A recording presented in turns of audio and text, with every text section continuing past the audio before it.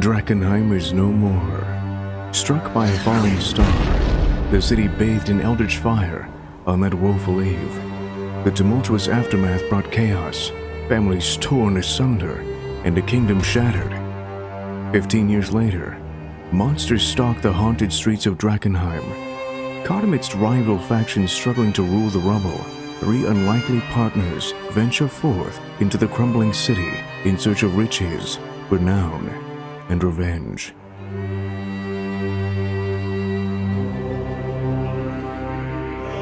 Good evening and welcome to Drakkenheim. This is our weekly Dungeons & Dragons 5th edition game with the Dungeon Dudes. That's me, Dungeon Master Monty Martin. And I'm Kelly McLaughlin, and I'm going to be playing Sebastian Crowe, the half-elf shadow sorcerer. And we're joined today by my good friends. Jill Denitis playing Veo Sjena, the Tabaxi Gloomstalker Ranger. And Joe O'Gorman playing Pluto Jackson, the human battlemaster. When last we left our heroes, they had ventured deep into the ruins of the city. Indeed, to the very heart of Drakkenheim, the market square, where the great astrological clock tower still stands, silent for almost 111 years. This clock tower was once the sanctum of Veo Sjena, our Tabaxi Gloomstalker. And after a deadly battle against the Harpies, which had seized the clock tower and slaying the vicious Harpy overlord known as the Red Dot, our heroes have claimed the clock tower of Dragonhime for their own. This mysterious and ancient building, its front facade marked not only just with the clocks that tell the time and date, but the position of the celestial spheres and even the very planes of existence themselves. Inhabited by strange creatures that speak only in zeros and ones on the lower level, the upper area of the clock tower is now kind of the loft of our heroes. And as you look out over the corpses of the Red Dot and her cockatrice pets, the surviving pigeons, which Veo once kept up here, and the great windows which overlook the city as the sun begins to set and darkness takes over Drakkenheim, you have a wonderful view of the entire city, and indeed, the whole lay of the land for miles around. What do you do? I look at it. No, shield your eyes, Pluto, from this beauty. Well, I think while you're looking out the window, I'm kind of like grabbing the dead corpses and like shoving them down through the door. It's called a corpse hole now. Yeah.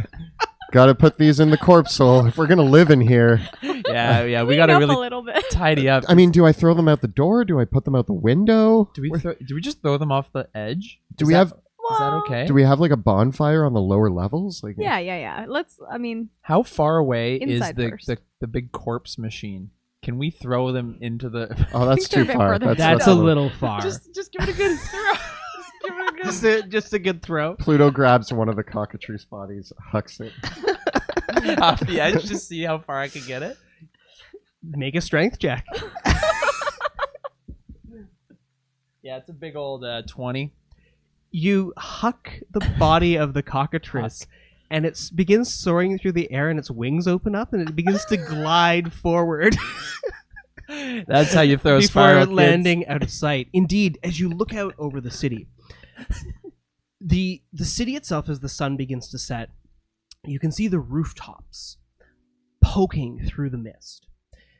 The streets of Drakkenheim itself, from this high, you can see just how much the haze chokes over the streets of the city.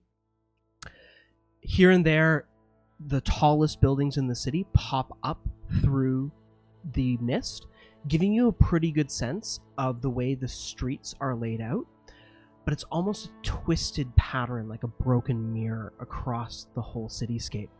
The mist recedes and hovers over the Dran River, so you can very clearly see where the river is, and you can look across and almost see that the mist itself is almost pooling in the city walls, like a thick pea soup. But a pea soup that is being drained or swirling around a drain, because as you look to the south, you can see the great crater, which is scarring the southern ward of the city. This crater is impossibly deep because it only dives down into blackness. Even from this height, looking down across the river and into the old industrial district of Drakkenheim, how deep this crater could be, you cannot see the bottom. As you survey the rest of the city, you can see the remains of the market square, the shattered tower of the Mage Guild to the north, and almost at eye level with the rest of the clock tower is the towers and spires of the castle. The clock tower is not quite the highest building in Dragonhime. That honor goes to the Mage Guild's tower, which is twice the height of the clock tower. The castle, though not as tall as the clock tower itself, because it rests on the high hill and the cliffs, rests higher geographically than the clock tower itself does.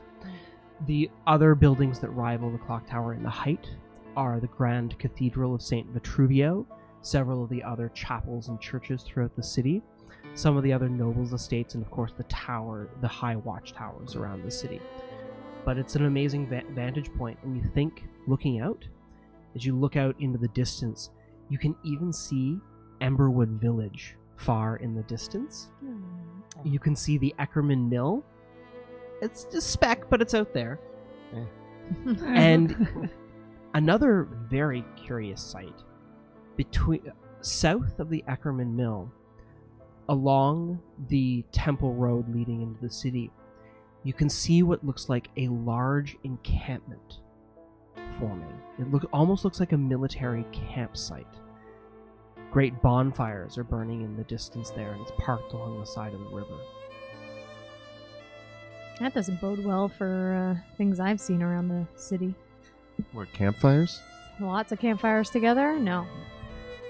Well, I mean, there's a lot of groups in the city. I wouldn't worry too much about it. Maybe it's just a big fire. I shouldn't have said anything. I immediately... Pluto goes back to looking at the window. Pluto Jackson, looking at it, you see this. It looks like a military encampment. Oh, yeah, that's just... Based on my experience being in the military and killing big things, I can tell you that that's just a bunch of people in the military. That's the military. That over there, right? Can you see it? Yes. Do you see it? Look, no, look over here. Oh, over there. Sorry. Yeah, sorry. gee, look at it. I was looking at the crater. I know, just watch me. And I was watch like, what Pluto, I'm that's saying. not... Watch Okay, what I'm sorry. saying, Where are do you it. pointing? You, right there. Right there. Oh, yeah, the campfires that we were just talking about. That one. Yeah. Okay, cool. That's military. I know Yeah. that because I was in the military. Thank you so very, very much. Military around here means war, and that's not necessarily a good thing. Oh. Does it look like Caspian military? I mean, can you tell? Do you have different types of fires from other military? Well, it's not me, so... And I'm pretty much the Caspian military. What about Jupiter? Oh, yeah, Jupiter. Darn Jupiter. Man, now you bum me out. Oh, sorry.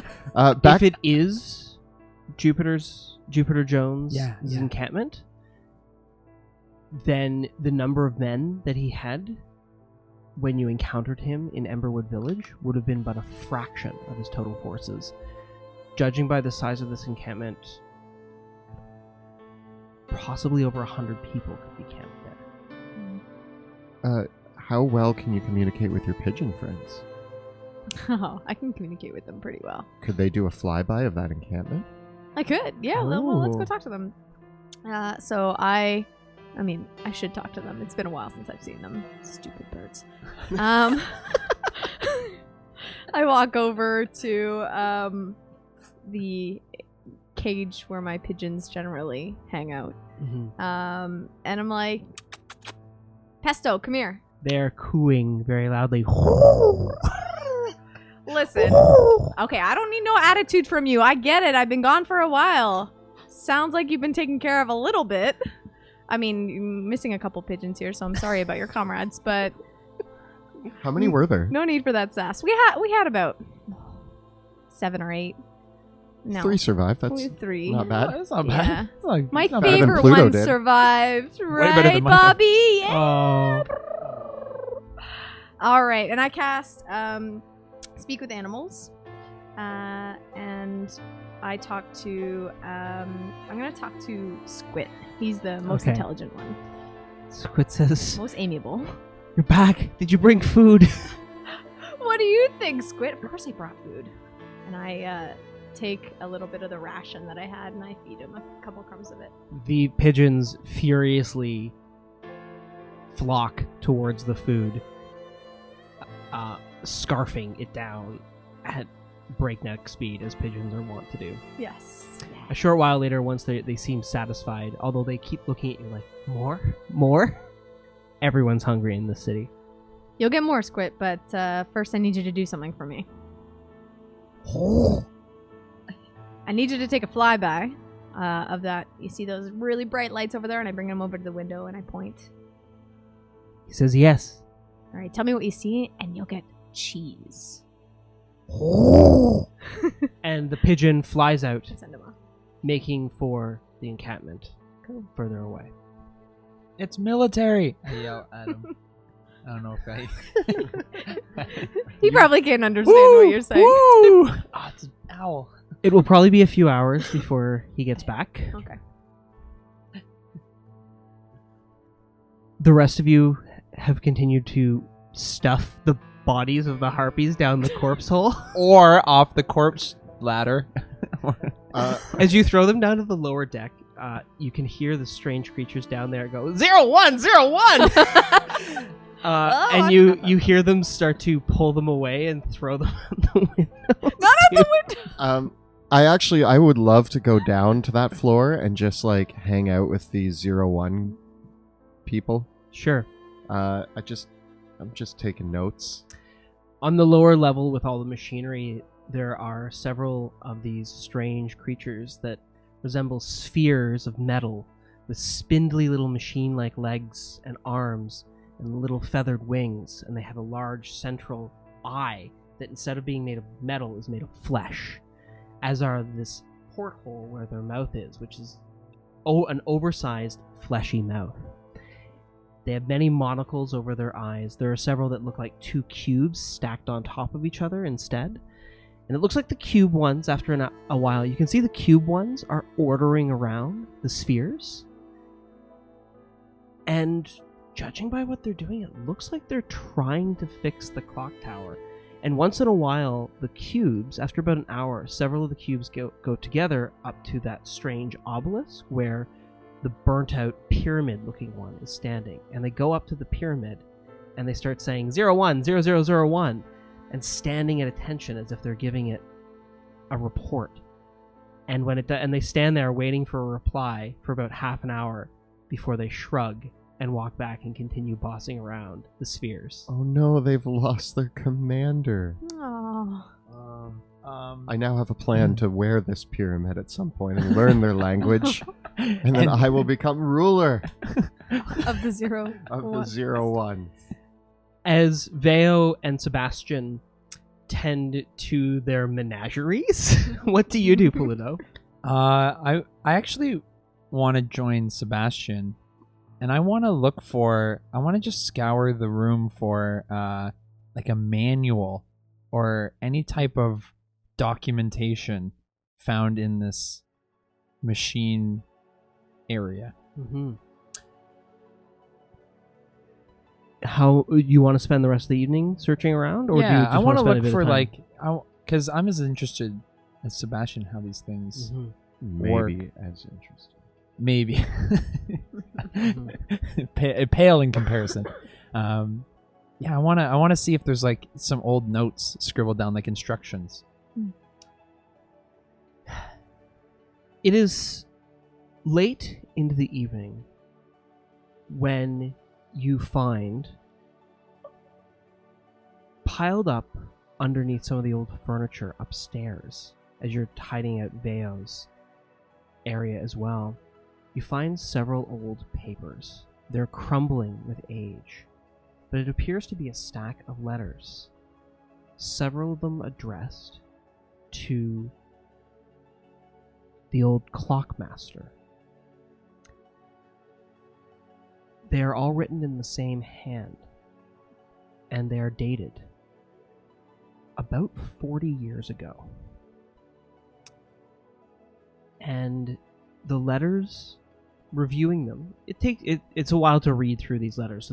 So this is the high level gist. Is that just because reading is hard for me, or is it just generally there? There's a lot of them. Okay. There's quite a stack of them.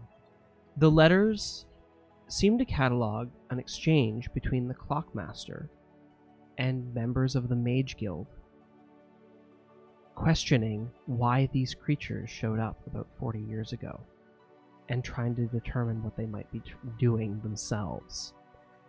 Explaining, and there's one reply that says to the clockmaster, see that this clock is powered by a mechanist chain, and since the chain has failed, these creatures, known as Modrons, have come to repair it.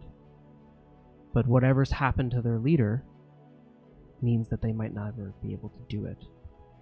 And the trailing letters explain that this is a little bit beyond the expertise of the current members of the Mage Guild, and that it's just a clock, basically. And the Mage Guild, the correspondence ends with a little bit of passionless disinterest from what seems to be a representative of the Mage Guild saying, we don't really care enough to fix this thing.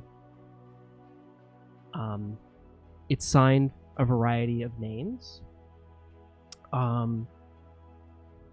The last name that is signed on it, and the majority of them that appear to have been addressing these letters, seem to be coming from a woman by the name of Lenneth Eventide.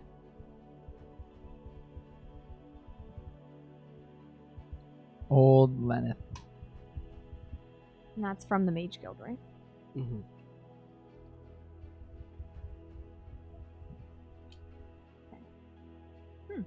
Look at these.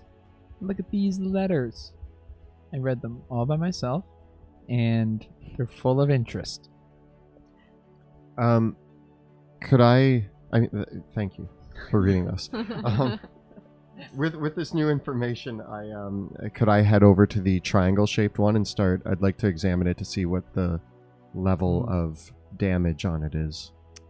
Yeah, are you reading the letters? He's reading them and giving me the gist of it, I assume. Okay.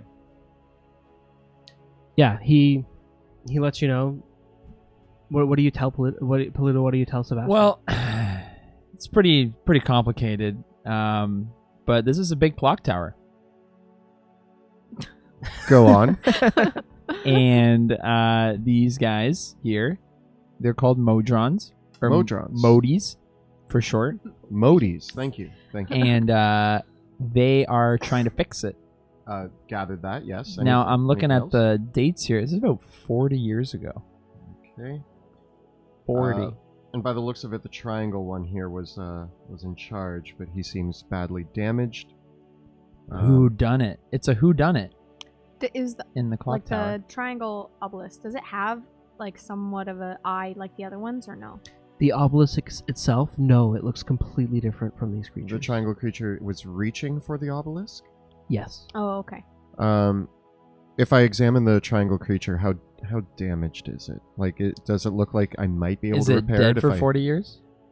Do you reach out to touch it? How do you examine it? Oh. Do you want me to shoot it? to try to knock it away? I touch it. The points where you touch it disintegrate at your touch. Oh no, I stopped touching it. Sorry. Oh, sorry. It, judging, again, going by Pluto's secondhand description of the letter, it seems like these creatures showed up about 40 years ago. The first one amongst them promptly exploded, and they've been failing to fix the clock tower ever since. Well, we'll leave that mystery for another day. Yeah, what's gonna I really want this clock tower fixed now, and I want to get to know these little things. Yeah. But they've been here longer than all of us. They just go about their business. I kind of been ignoring them for years. They don't seem to mind. Where are we sleeping? Like you have a nice bed. Well, I mean, if you call a bed full of harpy feathers and probably excrement. Hey, you guys could have kept the harpy feathers to use as down. Oh. It's just bad memories. Bad actually, memories. This is important. I did collect some of the harpy feathers because I do want to bring them back to my family. Okay. But then we're also gonna make our way down the corpse hole and the windows. Let's find some of those harpies and You steal could their collect feathers. their feathers, yeah.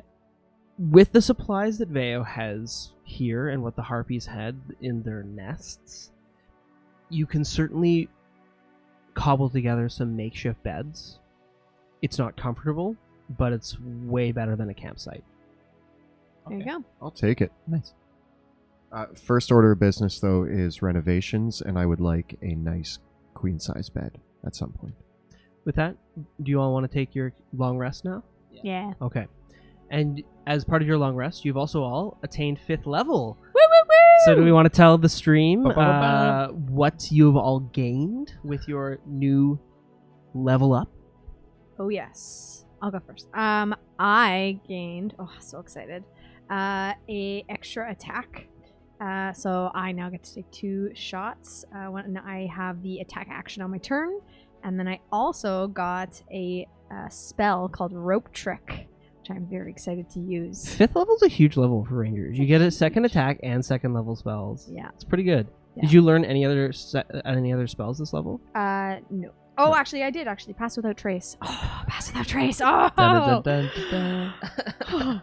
So excited. Okay. Sebastian, how about you? So I got the ability to cast 3rd level spells, and shockingly did not take the one I planned to take. What did you choose? I was going to take Fireball, but I was very interested in Hypnotic Pattern and Thunderstep. Okay. Thunderstep is a favorite of mine recently, and Hypnotic Pattern I've never actually cast before, and I'm very excited to try it out because the implications of it are wondrous. Alrighty. And I can hit things twice now. Pluto Jackson has extra attack, but I also found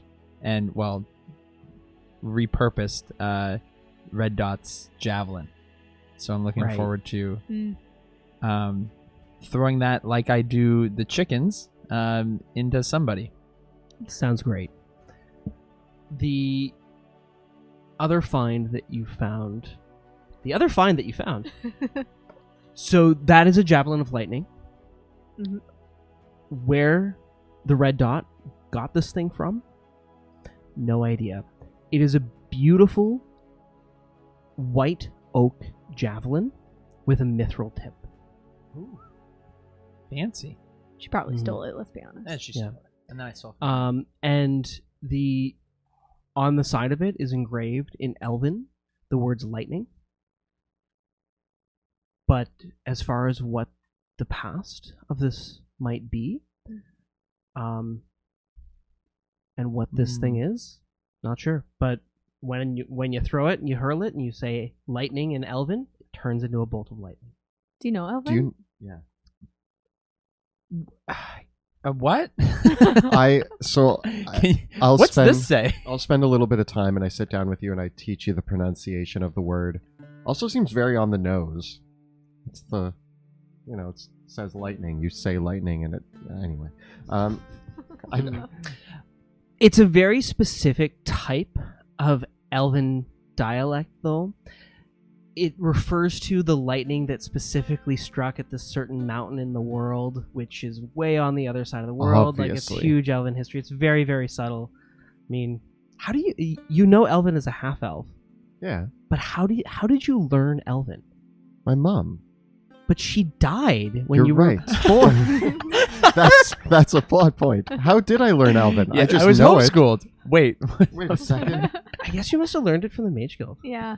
Yeah. That'd be Oh, this is really upsetting now. Now I'm trying to think of like Maybe you learned obviously it- my mom taught me. Wait, my certain mom died spell when I was born. languages that you would have learned. I sought out to learn it because I wanted to read my mom's old journals Aww. to know more yeah. about her. That's nice. And the Mages Guild helped me learn as well. Well, then it's relevant to mention this handwriting in some of these letters is your mom's. What? What? I can't believe that you realize that I said it was signed Lenneth Eventide. You wrote it down. Wait, did I? You wrote down Levin. Yeah. I didn't know that was your mom. I forgot. I didn't know that was your mom. Guys, I forgot my own backstory. Going into my notes. Cool. No, so rewind a little bit. Hey, this signed by someone called Lenneth Eventide. This seems important now. What? What do you mean it was signed by... Maybe he didn't tell you. Give me those! Oh my god. I recognize this handwriting anywhere. Wait. I've read her journals. Wait, are the letters written in Elvish or no? No, they're written in common. Oh, okay. Yeah. But the handwriting is Yeah. the same. Okay, cool. Yeah. That's great. This is my mom. Wait, why was... Is your mom part of the guild? Was she the clockmaster? Or no, she was No. part of the guild. She was part of the guild? I didn't know that. Your dad has some splaining to do. Uh-oh. Why didn't he tell you that your mom was part of the guild? Yeah. Well, I mean, to be fair, the guild just kind of showed up and took me away, and we didn't really talk about my mom much. It was kind of not a happy subject in my household. Yeah, but I'm even thinking when we came back, he could have been like, hey, the guild, your mom.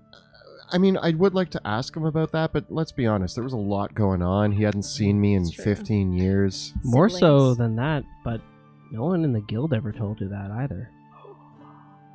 River has some splaining to do. They all got some splaining River to do. was a recruit at the same time as me. We're the same. So, Who's your master?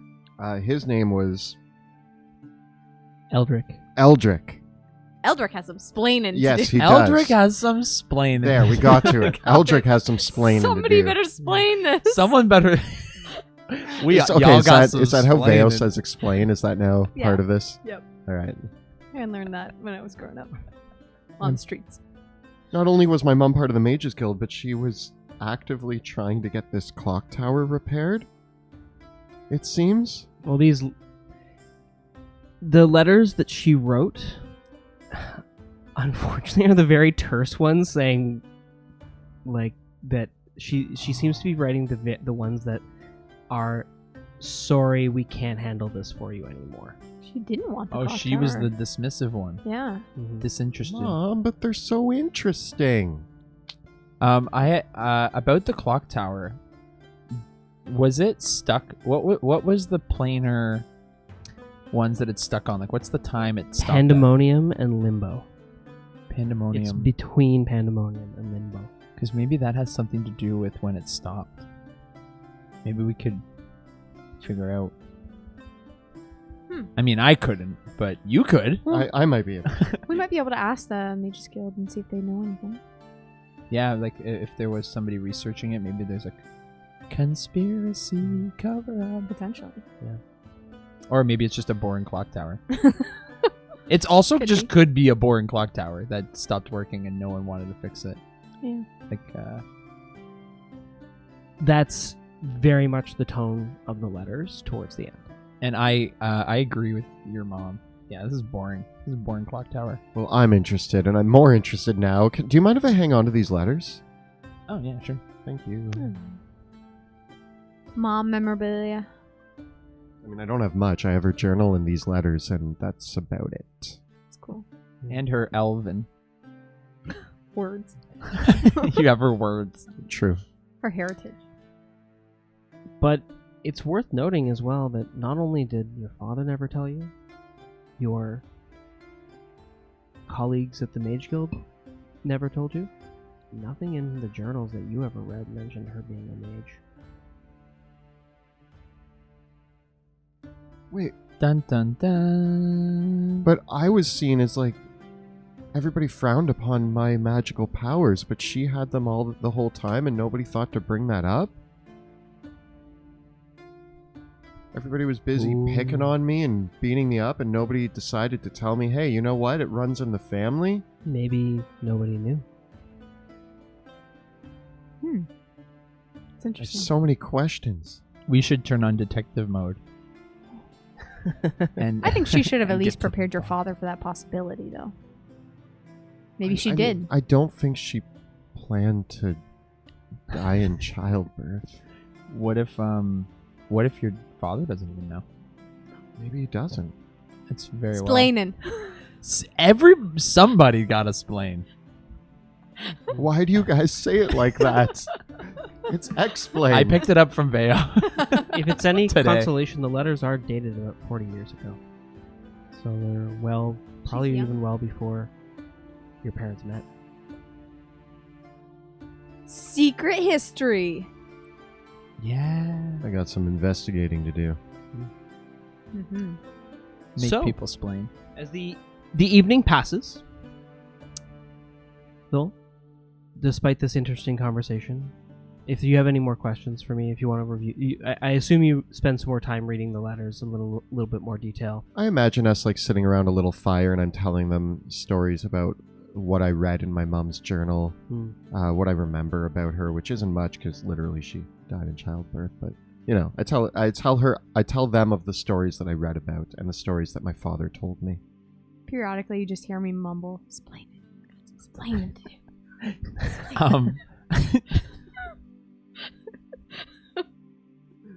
I want to do like a safety check of your tower, like a routine, like checking for pillars that will just fall, where there's ins and outs, Securing the facilities for the yeah, evening? like doing like my spot checks. Absolutely. Is there anything specific that you'd like to be watching out for that you'd like to fortify or Like attend yeah, to? like is there any easy access other than the doorway, and our rope? The windows go all the way up, Okay. so flying creatures can easily access this building. Because it's all open and up Yeah. top, right? But okay. from the ground, there's just the main set of doors. There is an outbuilding that's attached to the clock tower. And there's a few outlying structures that are kind of part of the overall clock tower area and the part of the plaza that looks out over Market Square. But by and large, this is a standalone building. I'm satisfied. Yeah, I mean, for years I didn't really have anything go on until, I mean, one day there was harpies when there wasn't. But other than that, I had a really good, long run here without trouble. And especially now that the bottommost staircase has been taken out by the bells, it means that even getting up to the upper levels on foot requires rope and grapple hooks or some sort of ladder to be set from up above. So if you pull that ladder up without any access from the first floor to the second level gallery from the ground floor, creatures would need to either fly or jump or run a rope or throw some sort of grapple hook to get up to the second level. So that means that you'll have to use a rope to get in and out as well. I'm ready to rest. Okay. Mhm. The evening passes. Sebastian has terrible nightmares. Just terrible nightmares. Oh, no. He screams basically all night. Sorry, guys. Is it annoying? Cobras! It's In the middle of the night, I take one of the pillows that hasn't been destroyed, and I just stick it over his face. Are you smothering me? Not smothering? But I'm I approve. I'm just I need to get some sleep. Shh. Oh my god. And then it's just Wanna you hear make sure you can breathe. the muffled. Yeah, exactly. No, what am I dreaming about? you're dreaming about being eaten by a horrible dog. Oh. Is it the dog that I've had nightmares about several times? And he's eating you? Okay, sorry. Dog! It's the hound! Yeah, he's in the dream. You are being chased through your childhood home by this dog. Not again. And I'm crying for my mom. Mhm. Mom! And at the end of the dream, it catches you and drags you into the crater. Rude. I wake That up. dog's I'm got like, some splendid. Dog! Put your pillow over your face. Yeah, there's a pillow on my face. Okay, who tried to kill me last night?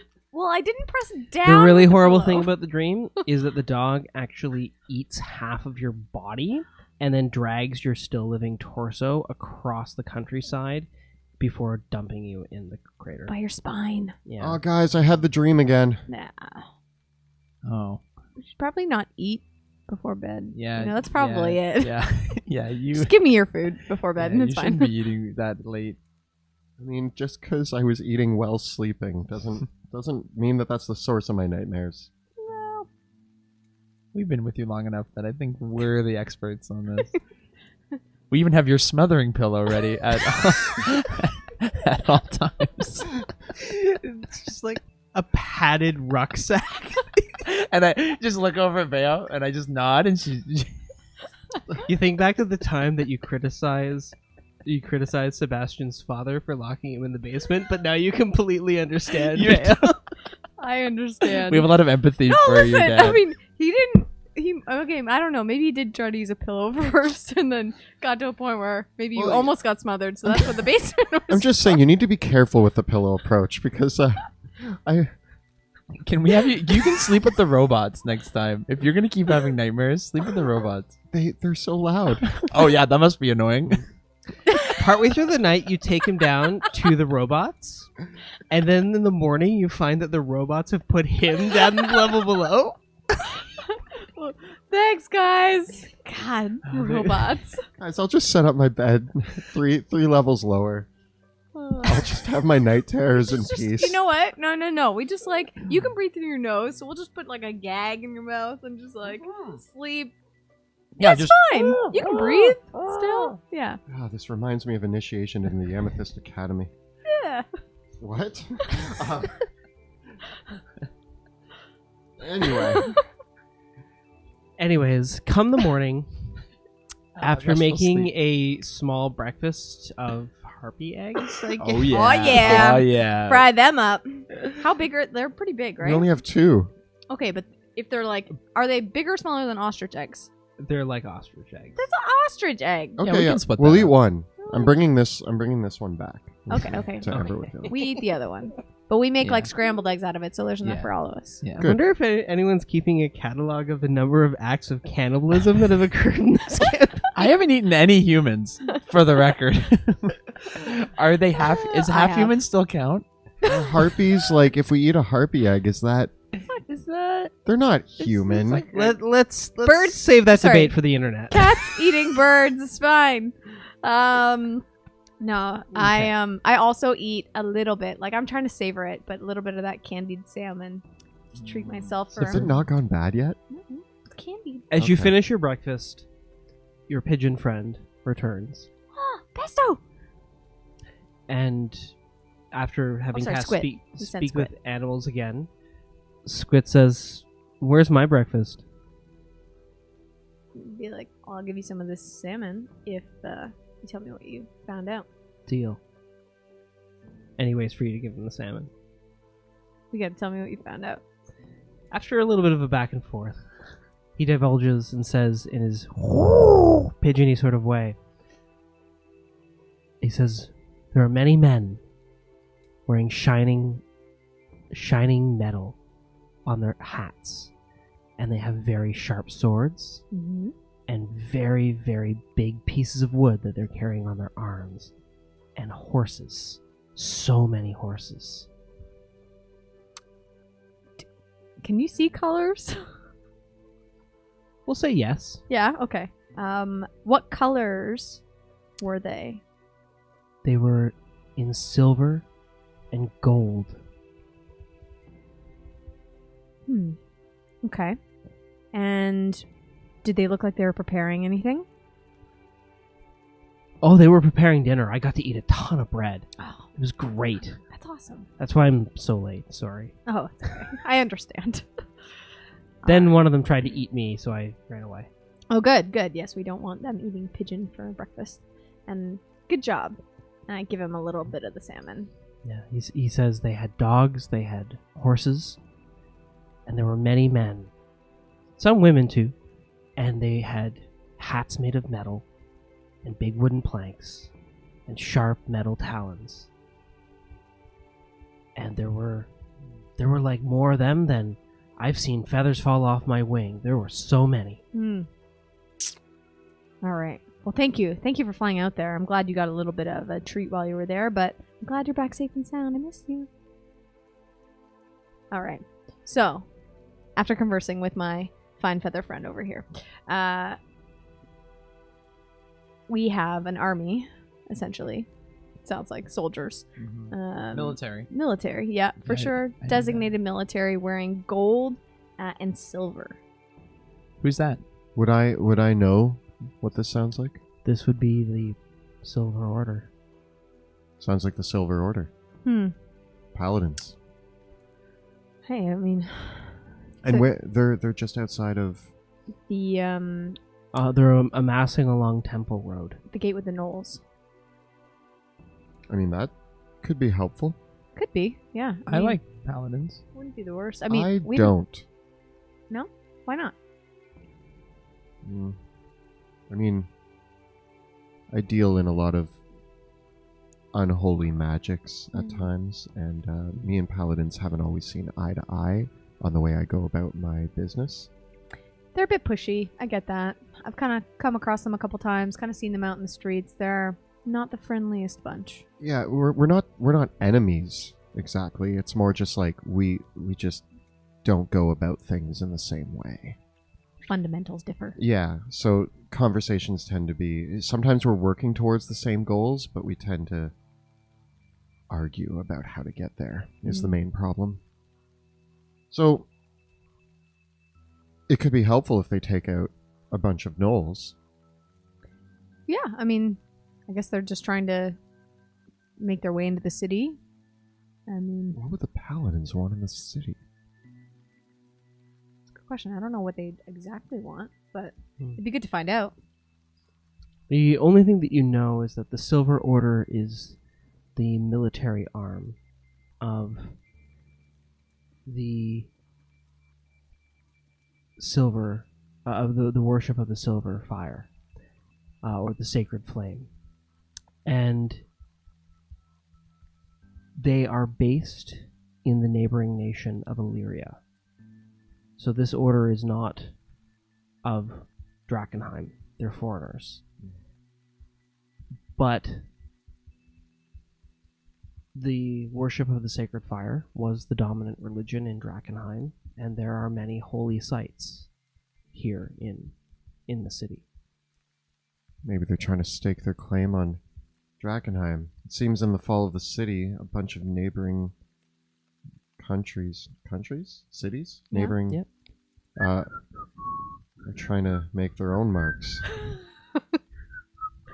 Sharpening my sword. It's like everybody's trying to stake their claim here in the city, and some of us are just trying to survive. But there's a lot of rivaling factions around. It can make things difficult for those just trying to survive. Well, at least we own a small part of it now, with your beautiful tower. So now that you have staked your claim in the city, what will you do next yourselves? It might be worth making sure that, like, Pluto's got this idea that, we could start to slowly make our way out around the tower, clear out the buildings around it, or Oh, you want to deal with the corpse collector again? just, just to make sure we have safety in the tower area. Can explore a little bit. It doesn't hurt, but I think we also need to figure out potentially a way out Yeah, as well. our way into the city was not the greatest. I don't Yeah. want to have to go trudging through the sewers, dealing with the fish folk and a giant mechanic? Yeah, that's the word. mech. Mech monster who is collecting corpses and almost murdered me by touching me with a soul. So there's got to be a better way for us to get in and out of the city, and I think if we can find that way, it might be helpful. Well, and it's also great, like, I wouldn't stay here in the tower long term, though. That's the only thing, is as much as it's above the city, we're going to run out of rations pretty quick, so we definitely need a way in and out to be able to resupply and have at least this as a place where we can come and go if we need to stake in the city. This is like our base when we have a mission inside the city, but Amberwood Village is much safer. Maybe it's like a Definitely. campground. It's like our favorite camping Yeah. spot. Okay. How are you going to do that? So we could go back through the sewers. Well, I think, what do we know? Okay, here's some options that I'm seeing. The paladins of the Silver Order are seemingly gathering on Temple Road outside Temple Gate, which is overrun with gnolls. So that's a very dangerous gate to look at. There is the Shepherd's Gate, which is being commanded by the Hooded Lanterns, which we still have an inn with because we did save one of them. What was her name? Petra. Petra. There is also we do technically have an inn with Champion's Gate, right? That's Yes. That's with the Cult of the Falling the Fire. cult of, or they don't like the word cult. The Oh, only sorry. thing to be aware of with Champion's Gate, just to survey the land, if we pull up our map,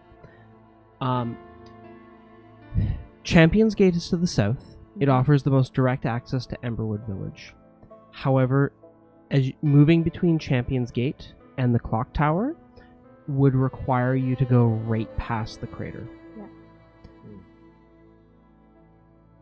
Going down, and that's Champion's Gate is at Champion's Way, so that's number 5 on your map. The other gates at Temple Road and Kings Road, those gates are currently occupied allegedly by monsters of some kind, as is possibly as well the Market Gate. All of them appear to be in control of some form of terrible creature. The only gates that are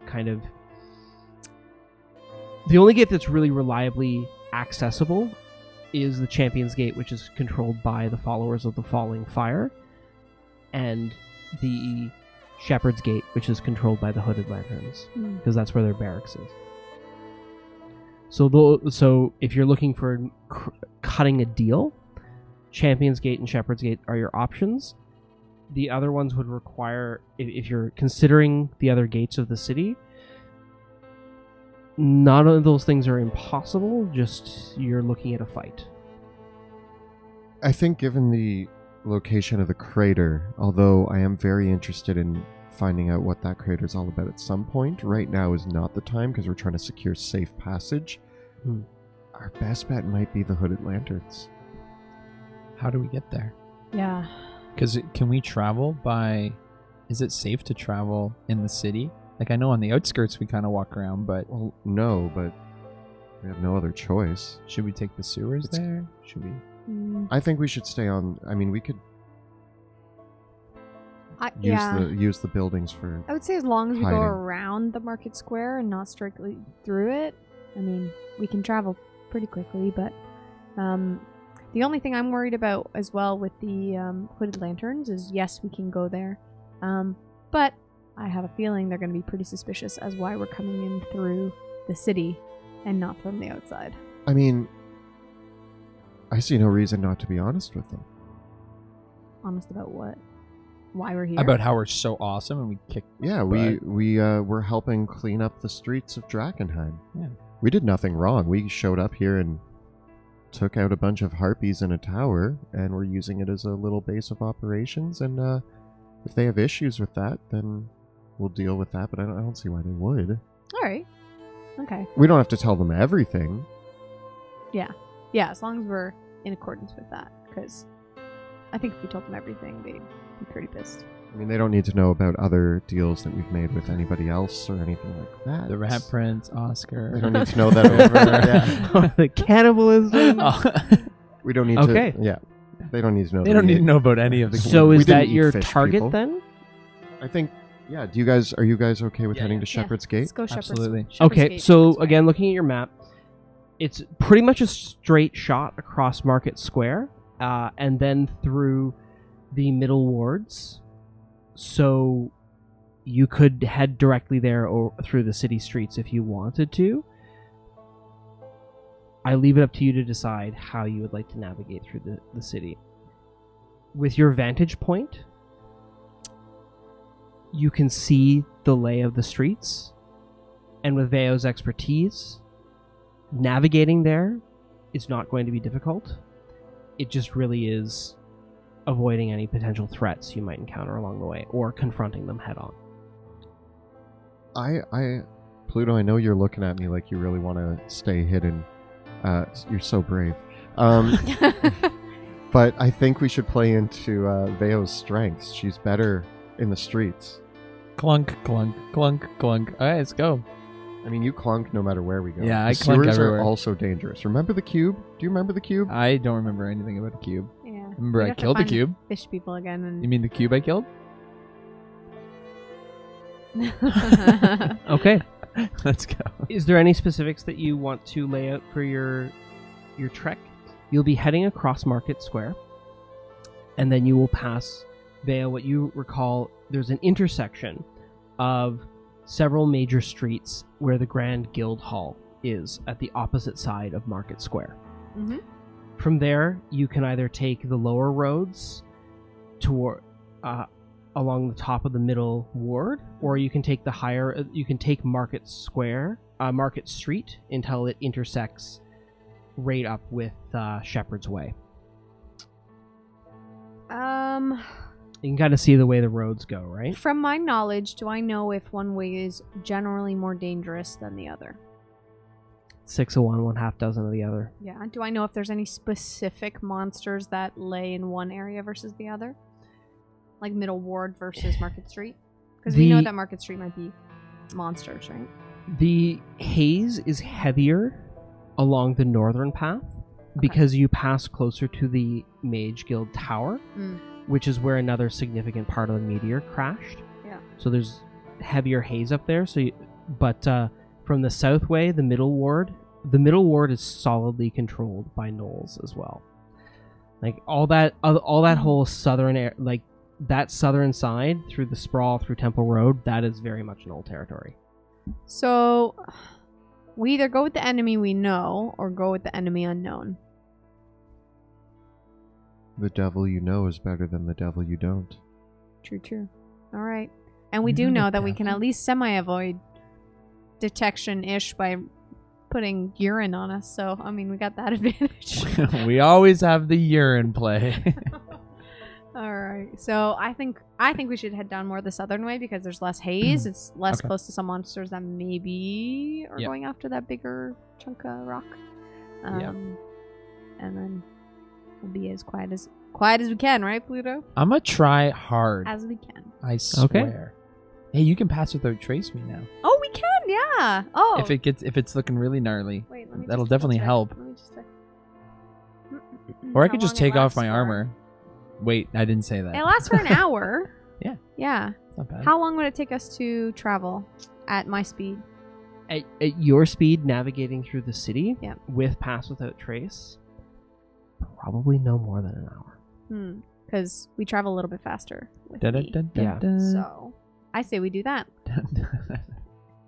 Let's get to the bottom first of this tower, and then we'll go from there. Okay. Passing without trace. Okay. You head down, you lower your ropes. What are you going to do about the ropes when you leave the clock tower? Are you going to leave anything in place to protect the site before you leave?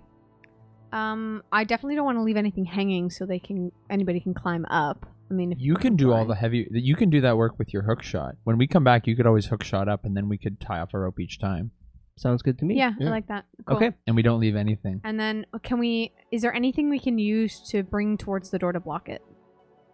Like any fallen stone I can- or anything like that? I can cast Mold Earth to try to jar the door closed once we leave. I'm even wondering, can you fully close the door and have no door at the bottom? Have no I can move a little bit of dirt at a time. Okay. But I can make it so that it's not easy to open. You can. This would probably take you about an hour of work. Even if I just like put some rubble, move without some rubble the in front stairs, of I it. think we're pretty safe. Yeah, If you have to climb up, I'll throw a bit of rubble in there just to deter somebody being like, "Is this door easy to open?" No. Okay. Okay. Okay. Cool. Superb. And then... So, are you going to cast Pass Without Trace? Oh, I'm casting it. thank you. All right. So, you make your way across the desolate market square. The overturned carts, market stalls, the old vegetables, what little of them remains, and of course, the corpses. Kick the corpses. If bodies don't decay, do the vegetables Are the rot? vegetables look okay? Or do they seem alright? Yeah. Most of them have been eaten by now. Oh. There are little bits of carrots, cabbages, but very little remains now. There's still little food left in the city. I pick Very up one- little remains. Boo. Aw. I pick up a carrot and I just start like munching on it. Okay. You pass by the central buildings of the market square. Like Slaughterstone Square, the market square is surrounded by the high Tudor-style townhouses and great shops all along the edges, with the big open-air market in the center. And there are this most central part of the market, which is actually split in half by several large buildings in the middle, and then another plaza. Mm-hmm. There was a lot of trade activity in the heyday of Drakkenheim. It was very much a trade city. That was its lifeblood. As you head across Market Square, all of you can roll me a 6-sided dice. I got a 4. 3. 3. Okay. It's a quiet morning in Market Square. Yes. You navigate to the other side, following along, coming up to the Grand Guildhall. The Market Square kind of comes to a point, and then there's a short street that opens up again, where there is a grand stone building in the same Baroque style of the clock tower. This one, it has these high arches all around it. It's almost like a oval-shaped building. It has pillared arches along the first floor, and the second floor is covered with this beautiful fresco that shows a member of each of the 244 different guilds of Dragonhime holding the instruments of their craft. So it's almost like a Colosseum-like monument, but to tradespeople. This was the Grand Guildhall. It has an old slate-style roof that's like a big dome over the top of it. And several of the windows on the second level are all broken through. The front doors are smashed. And even part of the roof is sagging and collapsing inwards. It's one of the largest buildings in the city, but not the tallest, because this used to be the place where members of all the guilds, all 244 of them, would come and argue over trade policies in the city. And of course, it's at the intersection where the Market Street, the Temple Road, Market Street, and the Shepherd's Way both meet. So it's a hub, an intersection of the city in many ways. You head south along Temple, outside the south way, though, that you take, the road that you follow, leads from the Grand Guildhall to what is a street called Players Street, for this is where all the old theaters of Dragonhime are. I used to come here as a kid, kitten, You could afford going to the theater? for a short time. I mean, wait, I would know that. You lived in the castle. In Dragonheim, the theaters were funded by the Queen. for anyone who could not afford to see them. You could only get in standing room only, but all the common folk could see theater for free. In Did I Drakkenheim. go to the theater? If your father took you, you would have been able to see something. Well, if he didn't take me, I snuck in with Veo once or twice. You were a little bit short at that time, so I don't know if standing room was the best place to watch the theater for you. Carrot Top. As you head along the theater road, you can all roll one more d6 for me. 3.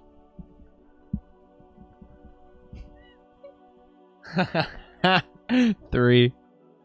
1. Okay. Here we go. There it is. You pass by a small square along the theater road where several old pageant wagons lay abandoned. They used to be one of the old activities that used to happen in Drakkenheim was that all the members of the guilds would perform excerpts from the Canon of True Law, which is the book of the Sacred Fire, which incidentally has over 300 chapters. And so every year on High Holy Days, each member of the guild would take a chapter of the Canon of True Law, pull out a wagon to this square, and each guild member would perform amateur-style theater on top of their wagons. And that was one of the ways that the guilds competed with each other, by doing theater. So there's several of these old wagons abandoned here. And they are showing very old signs of repair because in the center of this square is a small crater glowing with a purple light. Got some delirium there. I mean, we are going to have to meet up with River at some point to give her that information about Oscar. We might as well... Great if I could get some more snacks. Is there such thing as too much delirium? We'll just put it on your back, don't worry. Yeah, I can carry it. I'll carry it. You can carry it, right? You're strong? Well, just Strong make sure enough? it's covered. Just make sure it's covered. Ah, he's got it. Wrap it in a harpy. Just put it in my my smuggling pillow. Okay. Before we get in here, let's... It's got multiple uses. have we already... we've walked into the Smothering, smuggling. square, correct? You have not walked into the square yet. Okay. Undo This little is what you see. Scouty scout. Yeah. Scouty Scout? You can generally see about 200 to 300 feet through the mist. Okay. I just want to take a second and I'm like, guys, shh. And I kind of like put my ear towards the ground and I want to just listen. Sure. Give me a perception check. 13. You can hear footsteps, and then as you pull your ear up from the above, you hear a chuckling laugh, that of a gnoll. Crap. Do we hear it? Just Veo's heard it so far. And I'm like, ready to fight? Then you hear a few whips and barks as you hear many, many footsteps coming into the square. I say we move into... And you hear a scream, followed by some ripping and tearing sounds and the splattering of blood. Did we hear that? Are you ready to run? Are you going to... Are you hiding now? Or are you in the street? I think we should hide. I think we should hide as well. So me and Sebastian, I assume, we're like waiting back, Mm-hmm. just hanging out.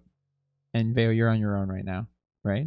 So I come back to you guys. Yeah. I say we like slink into a ruined building and hide in the rubble and just wait to see what appears. Yeah, Okay. definitely. Because I've still got pass, so let's be sneaky about it. Sneaky, sneaky. All right. So we'll say this. Place the three of you in that ruined building right there. Yeah. Cool. Let's bring up the map. Our, Veo immediately on our top. nice board camera.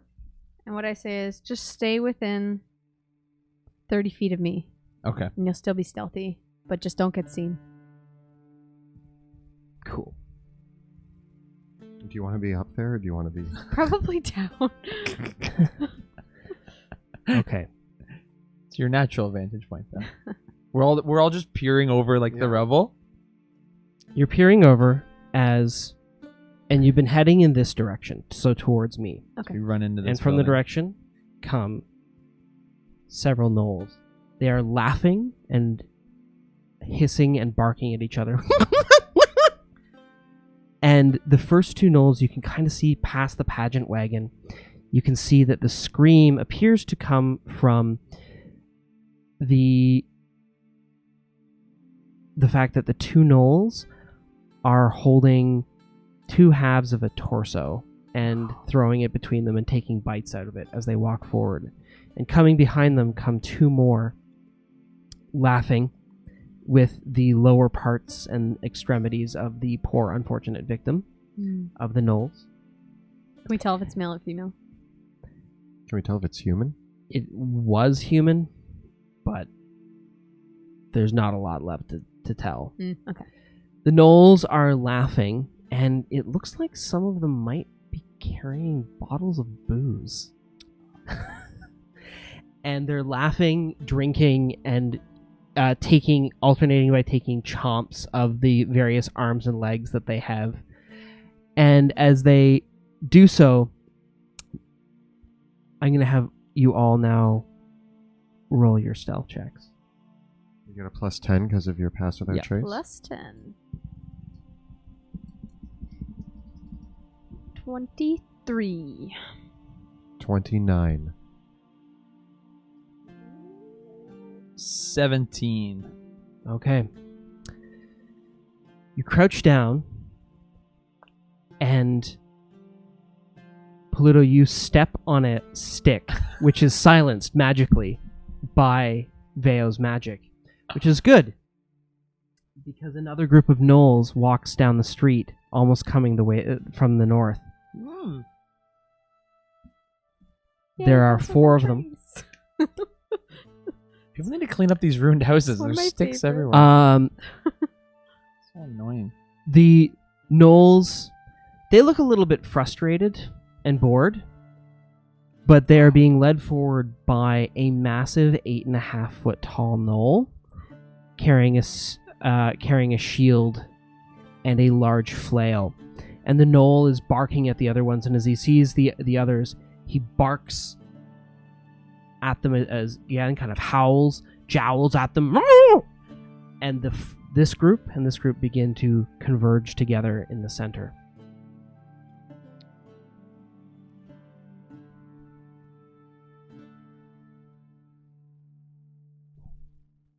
What will you do? I'd like to wait and see what happens. See if they pass. I see a great opportunity. One of the gnolls in the other group is carrying a bag, and the gnolls start barking at each other. They kind of start waving, and they do a little bit of a dance with each other and hop a little bit because the other gnoll opens up a bag and dumps it out, and it looks like the dismembered bits and pieces of several ratlings. And the gnolls immediately start sitting down and eating. Wow. What? You want to go for it? I'm gonna do the lean up against the wall and like look at you guys like. Take this. Get the daddy. We gotta get the daddy. I think if we Oh. surprise them, if we get the drop on them and just unleash shell on them, we might be able to take this. Against my nature here. I trust you, Sebastian, to make this decision. You do? I mean, I just want to fire spells. I guess we could also wait here and let them pass. Let's wait a little bit longer and see what happens. Okay. Wait, big guy. Okay. I feel more powerful than I did last day. Yesterday. Yesterday. Was it the night terrors? The night terrors, they fueled me. I might have new spells. I don't know. We'll I'm just see. like, wait for it. The gnolls continue to eat and drink, and they're barking and laughing and making jokes in whatever their gnoll language is as they speak back and forth to each other. How long are you going to wait? When we look at the gnolls, do they seem intoxicated? Does it look like they've lost a bit of their combat edge, so to speak? Give me an insight check. Drunk. 24.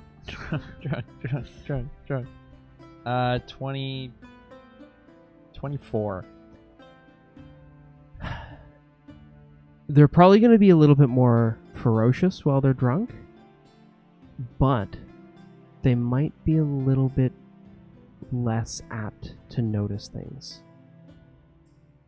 They're quite distracted as is. Do you think we can take him out in a pretty quick manner? You know, I'll roll a d6.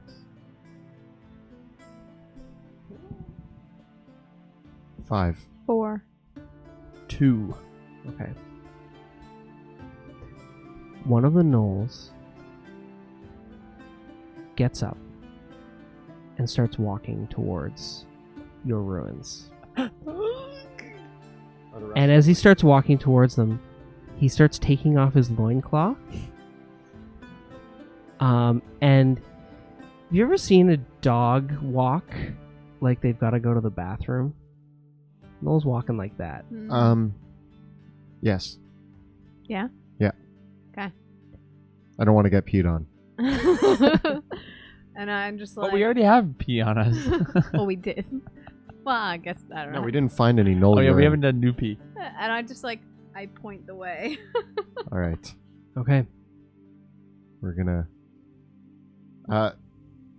have they moved closer together than this? No, that's No. where they're all at. Okay. How far did I am going to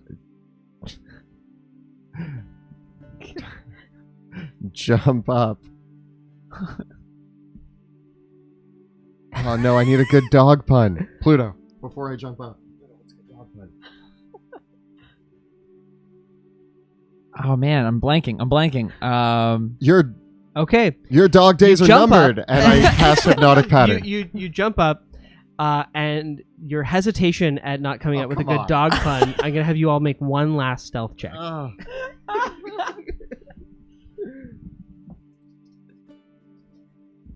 24. 27. 25.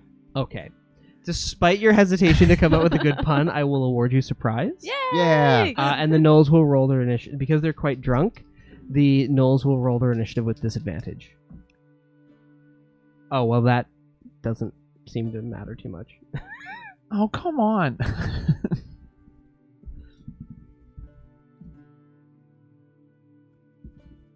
Cool. I don't have my spell templates. Oh yeah, you need the Oh no! the, Where are they? the circles and the lines and the squares and the whodunits. Triangles? No triangles? Yeah, do you have any triangles? Yeah, you have a Yes. triangle. Okay, what do we got? Pluto. 12. 11. 16. So they had disadvantage on their initiative check, and only one of you managed to beat them. That's right. Well, maybe you didn't roll so good. Don't put that on us. Oh no. Okay, that said, they are surprised. So, with our lovely tracker with Axe and Shield, we will have Veo, then our Gnoll Pack Lord, our Gnolls, then Pluto, then Sebastian. Okay. You all have surprise. Veo, you are first to act. Okay, so I am going to start by using my feline agility. To just want to I'm gonna pop out behind Sebastian. And oh wait, how far? Far enough away. Okay. Okay. So I'm going to pop out front of the building and quickly make a quick. Oh, sorry, Sebastian. Make a quick right and double my movement so I can get to the cart. Mm-hmm. So I want to kind of be partially covered, at least for now. Okay. And then I'm going to use my Dread Ambusher to take my attack. 3 shots. So I get 3 shots on my first turn. This is what a Gloomstalker does. This is what happens. And just make sure. Yes. Okay. So I'm gonna take my first attack. I'm gonna actually focus on the big baddie right in the center. Okay. So I take my first shot with sharpshooter and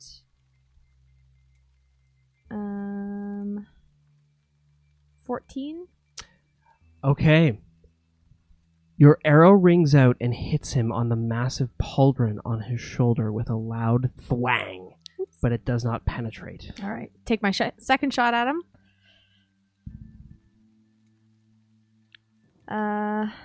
16. This one, though, catches him right in the side. It's a hit. Yeah. Woo! Okay. Yeah. Sorry, scrolling up and down here. 58, 58. And 10. Oh, sorry. Another 58. That's good. Okay. Okay. Sorry, guys. So 14, 16. No, 18, 20 damage. Okay. He howls with Maths. pain. All the maths. All right, I got my last shot. Okay. 13. As he doubles back in pain and grabs at the shot that hit him in the side, the last arrow whistles right past him. All right. And I'm going to take my last movement with my doubled movement to get behind this cart.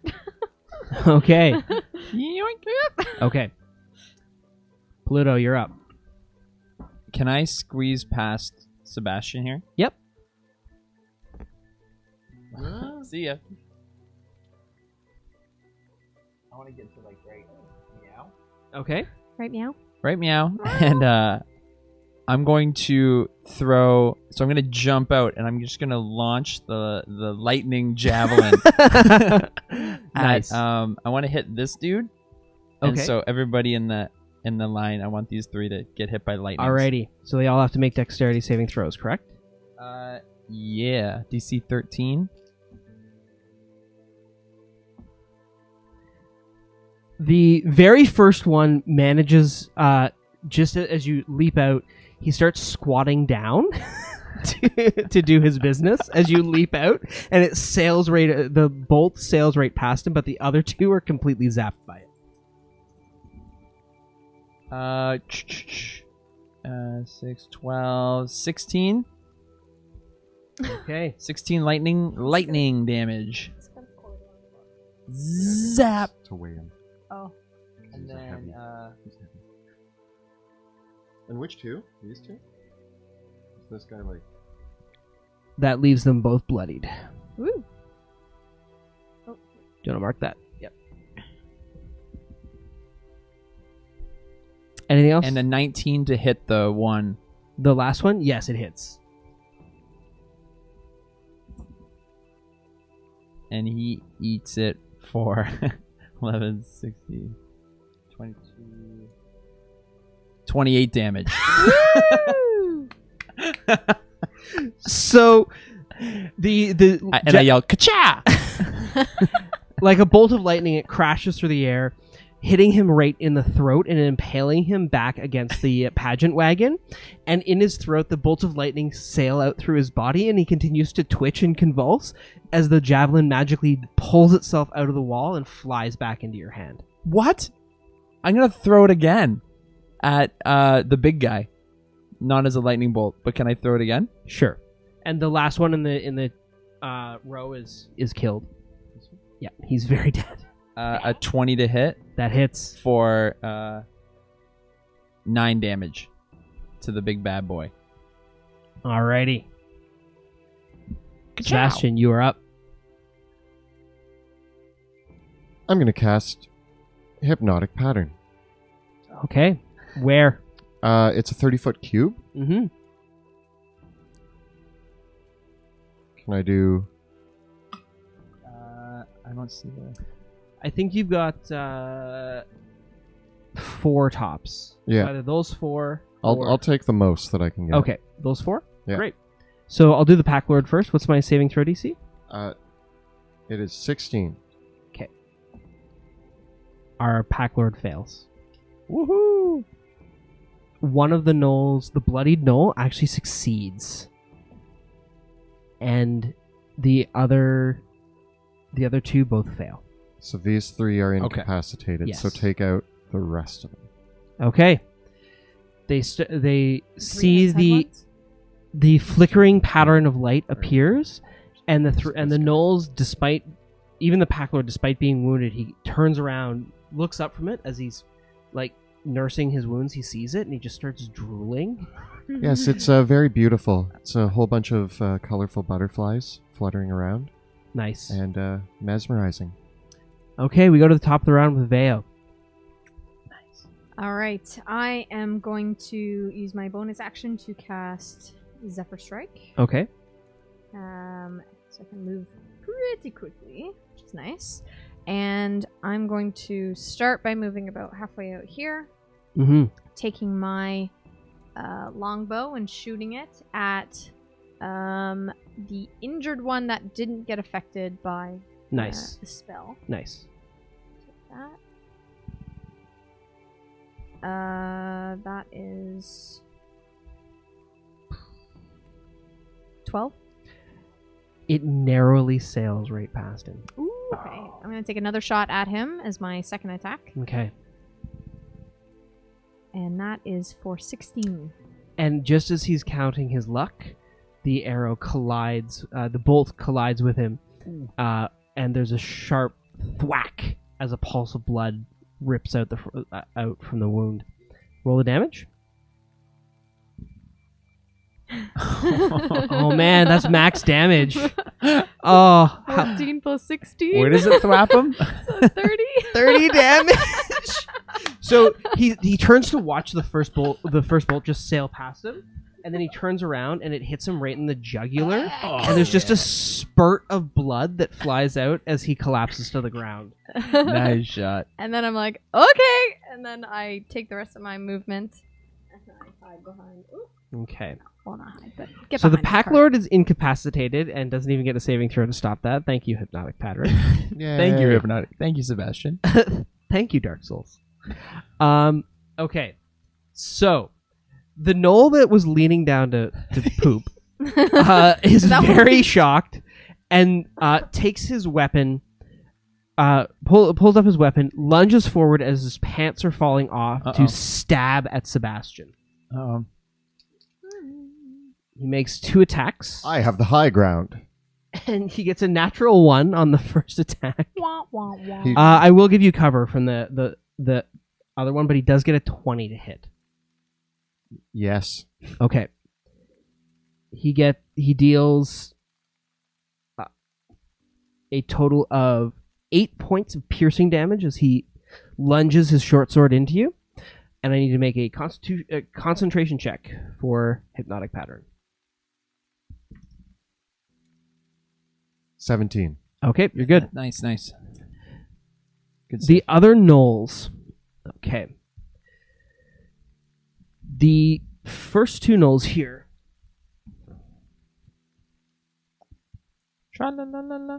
La-la-la-la-la. Okay. 2 gnolls charge right at you, Pluto. Hey, how are you? Swinging their flails over their heads and their short swords. The first one comes right up to you. Wow, getting a 7 and a natural 1 to hit. Okay. No. As the flail just batters on the front of your shield Kabang, ineffectually. kabang. The second one comes around the side like a canine hunter, getting a 12 and a 9 to hit. Kabang, Wow. kabang, kabang, So they cannot penetrate your armor for the lives of them. This last gnoll comes up, I'm too wild. leaping over the overturned cart towards you, Veo. Wow. What happened to my dice, guys? Use it all on your initiative. I have been undone. Yeah, that's Pluto, you can go. Dexterous. Now compared to dogs. As the gnolls start savagely attacking me, I'm gonna pull out my. Well, do I need to use my sword? I got this jab. Nah, I'm gonna use my sword, and I'm gonna start a whacking. I'm gonna whack the one closer to Sebastian. Okay. Bam. Yeah, it's a big old, like 26. Yep. For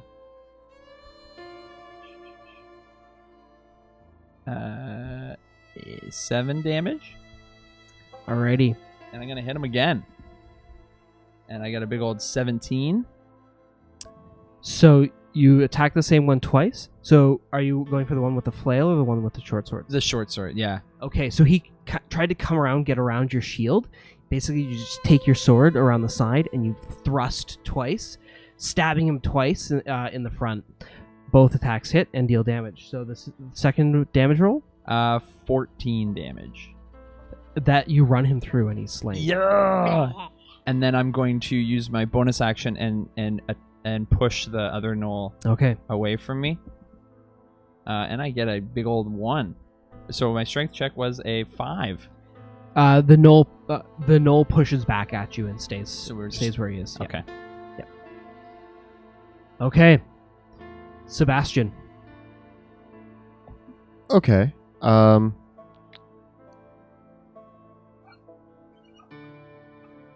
I'm going to use 2 sorcery points to cast darkness Okay. on myself. Okay. A field of darkness emanates from you. To look upon it is to look like a horrible void from which none light can pass. What else would you like to do? That is going to end your hypnotic pattern. Oh, right, because I can only Yes. concentrate on one. Are you sure you'd like to do that? No, I'm not sure. Okay. I'm silly and forgot. Just yell Okay. darkness. Yeah, I yell darkness. I cast. Okay, you know what? I'm just gonna cast Scorching Ray, Okay. and I'm gonna fire at the gnoll in front of me. Who's Cool. You are elevated, but he is engaged with you, so normally you had disadvantage on your attack rolls, but I'll say thanks to your elevated position, you do not.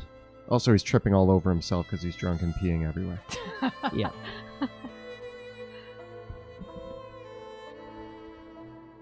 Uh, 16 to hit. Yes. Collides. Let's roll all the attacks, and then I'll narrate what happens. Okay.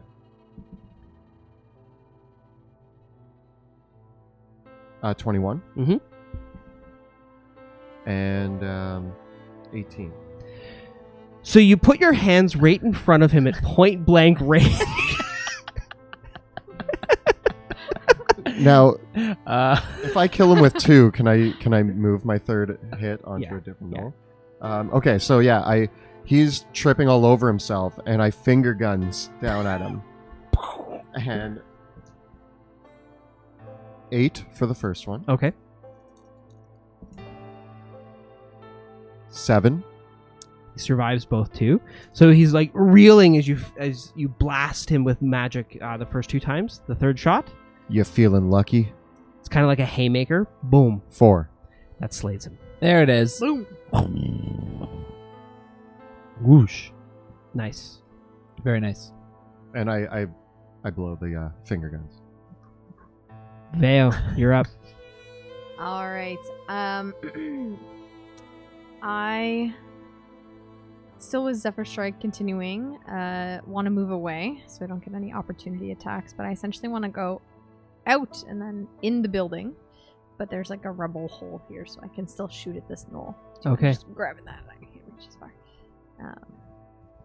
So you leap away from the gnoll. Ooh.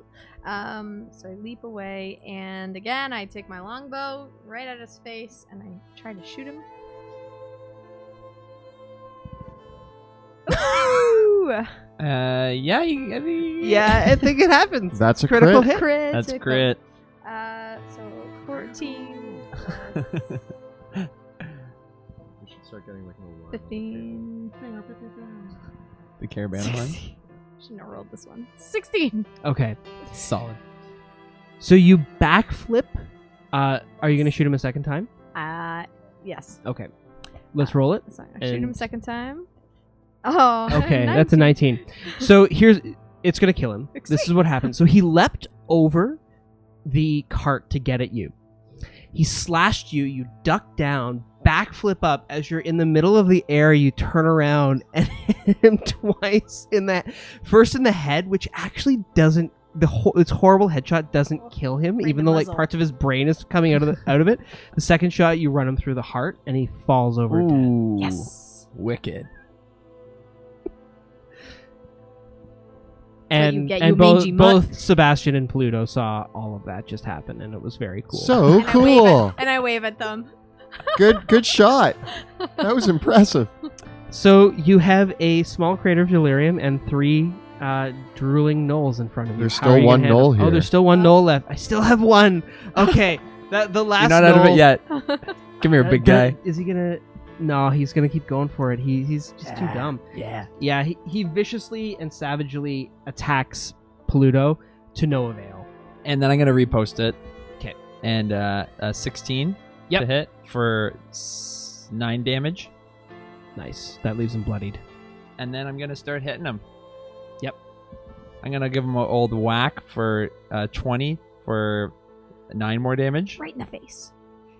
And then I'm gonna whack him again for a 19 for 13 more damage. So as this gnoll presses his attack, desperately trying to take somebody out, you rebuff him, slam him in the face with the pommel of your sword, and then come down, cut one arm off, come up, cut the other arm off, and he just kind of looks at you and bleeds out. I'm gonna kick him down. Kick him on the ground. And then I'm going to None shall pass. because the big guy's dazed, I'm just gonna slowly and cool walk towards him Okay. as if there's an explosion behind me. Okay. And I'm I just think gonna we go- all should. We should just circle around him and then at once just. Okay. Sebastian, is that what you're gonna do? You're all gonna move up? Yeah, I say we all move up, and I stand face to face with him. Veo, you want to come up? Sure, I'll go on the other side of the crater though. I'm not gonna be right in splashing range, you know? Okay. So you're all gonna attack once at the same time? Yes. So all of you can roll whatever attack you want.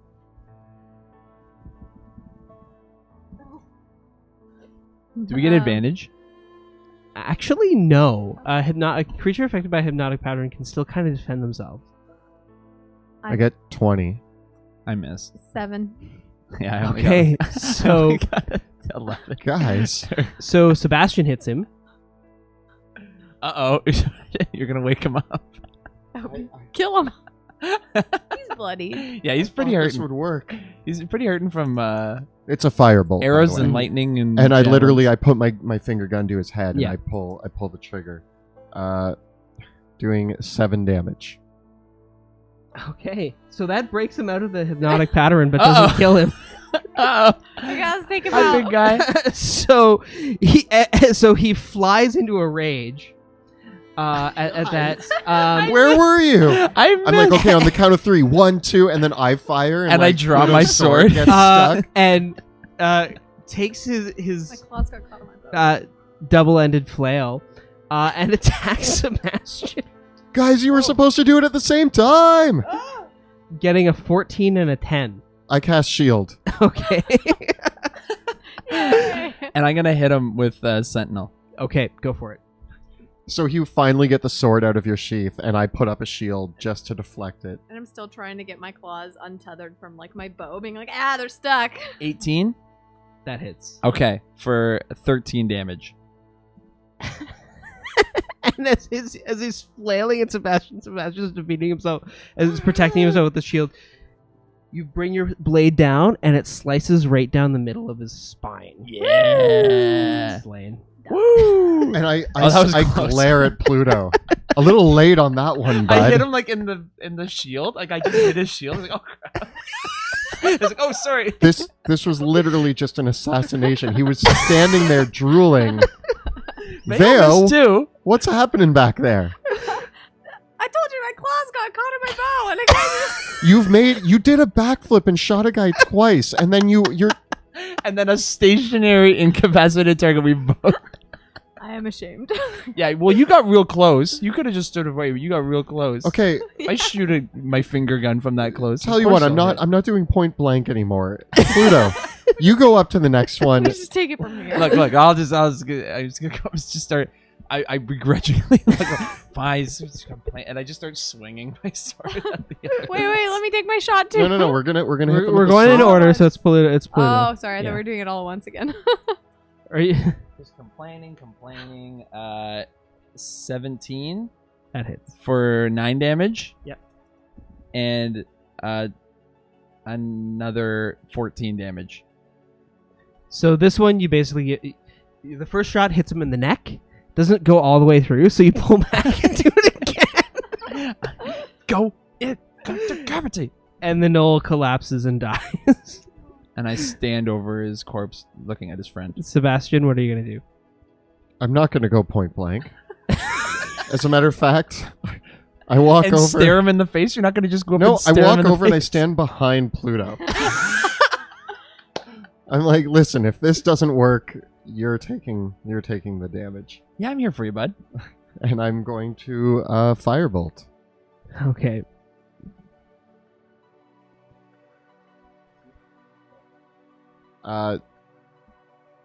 It hits. Yeah. Okay. You hit the drooling gnoll with a bolt of flame. I thought way too hard about that. Let's do 12 damage. That leaves him bloodied. And Veo? I take my longbow. I'm not using sharpshooter for this one. 21. That hits. Oh, baby. 7 damage, and then take another shot. Okay, so he's not. So take the next shot. 16. That hits. That will kill him. So basically what happens is, Sebastian, you walk behind Pluto, firebolt the gnoll. He snaps out of it, looks in the direction of where the firebolt came from, goes to leap towards you. Veo shoots him once. It doesn't kill him. He's like right at the two of you, and the second shot comes in, hits him in the temple, and he collapses down on the ground. And I say, down, boy. I told you we could handle that. No problem. I'm glad you guys were on the ball with that. Hey, I did. I think we did fine, right, Veo? Okay, the next time there's I a didn't get drooling target in front of you, you just like this. Do you want to not stand in front of it Did you get and hit? look it down eye to eye? Because I didn't get hit. I didn't get hit. I didn't stand in front of the giant gnoll. I didn't get hit.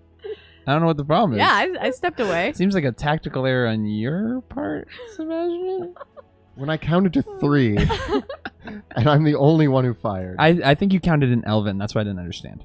But I understand Elton. Yeah, you guys did it in Okay, Elven. mistakes were made. We're moving past it.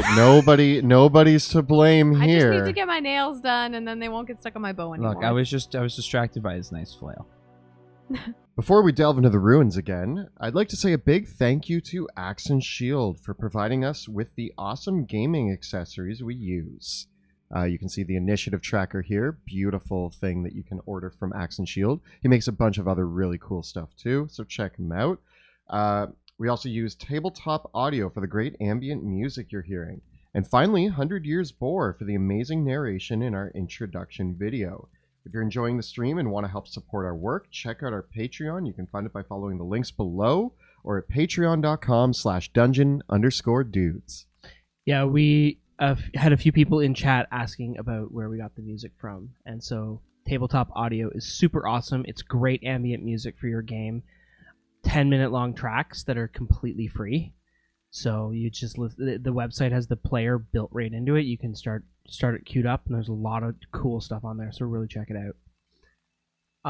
Before the break, our heroes had crossed Market Square, past the Grand Guildhall, and were heading down the Theater Street, where they encountered a square filled with old pageant wagons and a small deposit of delirium. Hiding out in the ruins as a group of gnolls took up their own break beside the delirium to eat. You popped out of the ruins, slew the gnolls candidly, after a little bit of a mishap with a hypnotic pattern, but the gnolls have been slain to a man, and you now stand in front of a small delirium deposit here in the air. I'll pick it up. Yeah. We get to heaving I can at least pick it up with my bare hands. and throw it in my backpack. Can I? Is it small enough where I can pick it up and lift it? There are 5 shards Cool. scattered about the crater. Amazing. There's a just like the previous one you encountered, there's a heavy piece of the meteoric iron. The smaller shards that are in this one are easily kind of chipped away and broken off. Mhm. There are smaller shards, maybe about, the largest one is maybe about the size of a deck of cards.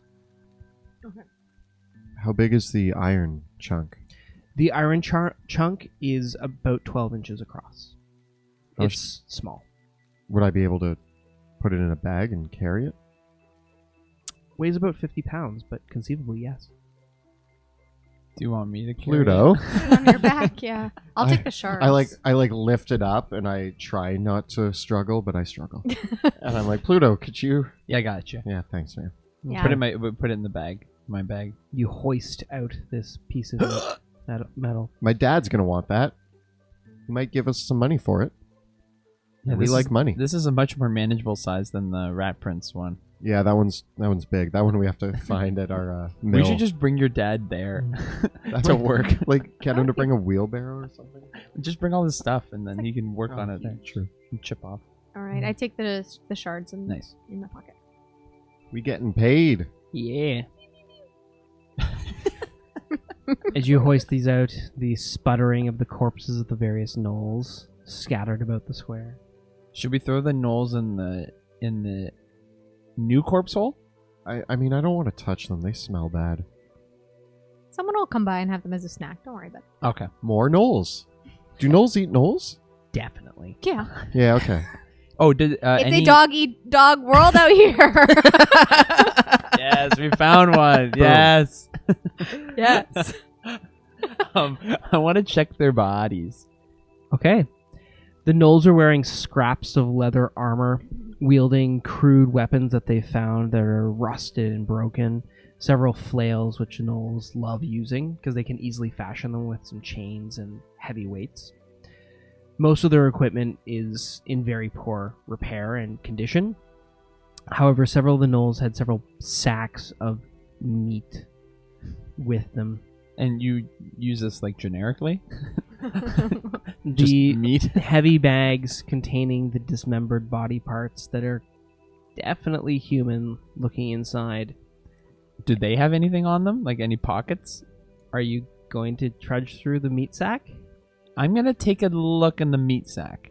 You should just dump it out. Yeah, let's dump out the meat sack. There's a mostly... It looks like the components of an entire corpse. Is this all human meat? Meat is meat is meat. This is where we have to draw the line. No! No, I'm drawing a line here. Okay. I'm not eating human. Yeah, but I mean, yeah, no eating humans. I saw you wink at me. Yeah, she just But winked the at one us. hand has a silver ring inlaid with amethyst I pocket that. Oh. Snipe. and a coin purse with 35 gold pieces inside. I'm going to throw it to Veo. Gold? Really? Yeah. Wow. Thanks. And then I'm looking for the big guy. Does he have anything on him? Like, do they look Are they intelligent enough that they write down things, or do they keep? Or are they're just rocking out eating people? Gnolls are, from what you've seen of them and encountered of them, they're borderline feral. Okay. I'm gonna get my javelin. Well, thanks for digging through that human meat. Yeah, you got a ring out of it. It's true. If you don't like it, then put the ring back. What ring? on her? It's already in my pocket. Leave it alone. Well, You can. good job. What about the play wagons? I want to look in the play wagons. Wouldn't be terrible. There's some scraps of old costumes that look like they're meant. One of them, looking inside it, it looks like there's a fake pair of angel wings inside. You should take those. Yeah, I've always wanted to be an angel. Put them on. Put them on. It appears Put them on. they're basically made of paper mache with chicken feathers glued to them. I don't like put them on. This is like community theater level. If we run into more gnolls, just convince them that you're an angel. I get the guys. Help me put these on. I come out of the wagon. Put these on. We help him put like on the a kids, pair of paper like, mache. that just have like the string that goes around under Yeah. their arms, just like that. Yeah. I am. You look beautiful. Thank you. I'm the winged death. And also roaming around Thank you. appears to be as well a very crude looking devil mask with I put horns that's been painted red. it on. I put it on. I put it on. And there is a pitchfork that has been painted black I inside. take it. Veo, you gotta find a costume. This is Veo, great. we're disguising ourselves as we go through the city. They'll think There's we're also merchants. a tail with a pin on it that's like a little devil's tail in the card. Done. I am dressed as the devil. You're dressed as an angel. Veo, what do you want to be? Find a costume. Are we sexy versions I like or this regular versions? Kind of roll my eyes and start to like dig around. This is a liturgical drama meant for family consumption. Then I think you probably find a copy of the script as well. Practice lines with me. Oh Go. wow, this is really serious. Do I find anything in there? Yeah, you find a wig, but it's one of those bald wigs. So it's the one that has like it looks like a bit of leather skin with some fur that's been taped around it, and a monk's robe. Yeah. And it seems to be super disguised. the play script seems to talk about a encounter that a early saint had with an angel and a demon, and the three characters are an angel, demon, and a monk. You know what I'm gonna do just for fun? Is I'm gonna cast disguise self and make myself like look really fat, like I'm a fat friar cat. Just cause. And are you wearing the bald cap? And I'm wearing the bald cap. we're carefully walking down the street, holding the script, saying the lines from Yeah, the script, doing the playing lines. characters. We're not having a bit of fun. You know, you gotta have a bit of fun in It's Dragonhime. a deeply religious play Oh. that really quickly gets into some moralization and personification of sin and virtue. I ad lib. I have trouble playing my character. The name of the angel character is literally Angel of Virtue, and the name of the devil character is literally Devil of Sin. I'm Devil of Sin. Angel of Virtue. And I'm just like walking down the street. Like, Friar Fat Cat. Friar Fat Cat, I'm the Devil of Sin. How's it going? bad devil. Bad. There, nailed it. Yeah. Nailed this play. Yeah, I Yes. feel like we're almost ready. We're almost ready to showcase Opening this. night. Opening night. We can perform it in front of the the lanterns. We'll perform. Yeah, we'll win them over with our virtuous play of. Is it like? Is it like Sacred Flame level? Like. Yes, it's Because they might love it. They might be like the totally best way back that pocket. I can explain this is the canon of the true law is the holy text of the Sacred Flame, Okay. and this is literally the play adaptation of a chapter of the canon of the true law. Hmm. So think of most holy books and how exciting they are. Now the hit play. Yeah, but we're gonna spice it up a Yeah, bit. we're gonna kind of. We're gonna add some pizzazz. in all fairness, the canon of the true law, despite its droning moments, has tons of blood and sex in it. Like all good holy books, there's a ton of smiting of evildoers and a lot of violence in it. Even though there's a lot of moralizing, Mhm. it's a pretty grim book. I mean, I'm happy with my role. Yeah, I we get nailed it. I get to be the devil. I'm actually pretty happy. So with my you role, continue too. to wear the costumes while quoting from the play as you walk down the I think theater mine's row. like, stop doing that. No, stop doing that. That's my line. I will keep doing that, Sir Angel. Stop doing that. And then you're torn. What do I do? Do I sin or do I or not? To sin or not to sin? Yeah, that is pretty much the gist of the play. Oh, that was fun. Am I pretty noticeable with my wings? Are they big? They're falling apart as you walk down the street. No. They're not terribly large. They probably have a wingspan of about 5 feet. Oh, I was gonna say, are they cherub wings or like full out angel wings? Yeah, imagine just huge I keep poking you wings. in the butt with my pitchfork. through Stop it. holes in the armor. Stop it. As you continue walking along, you pass by several of the old playhouses and come through the district, through the various tenement buildings that the poorer people that lived in the city, the theater district, the road immediately north of it was very well known for brothels. Many of the actresses and actors and performers that worked in the theaters needed to make ends meet by this means, so you just have your evening of entertainment. If you like the male lead in your play that night, you can rent them out as well. That was the modus operandi here in Dragonhime. Yeah.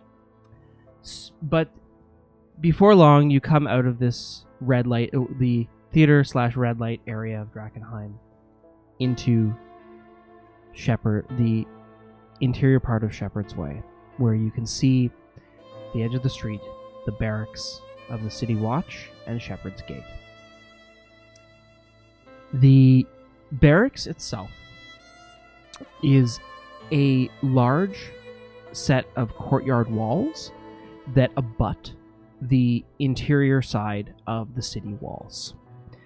So the way that it works is on the north end of Shepherd's Way, there's the gatehouse itself, and then the northern gatehouse tower has a wall coming out of it that then has its own set of interior battlements and forms another courtyard with another set of towers inside.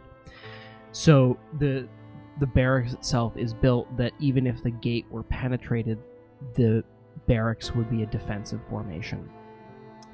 It's a roughly semicircle shape bumping off the internal walls, and there are two gates leading into it.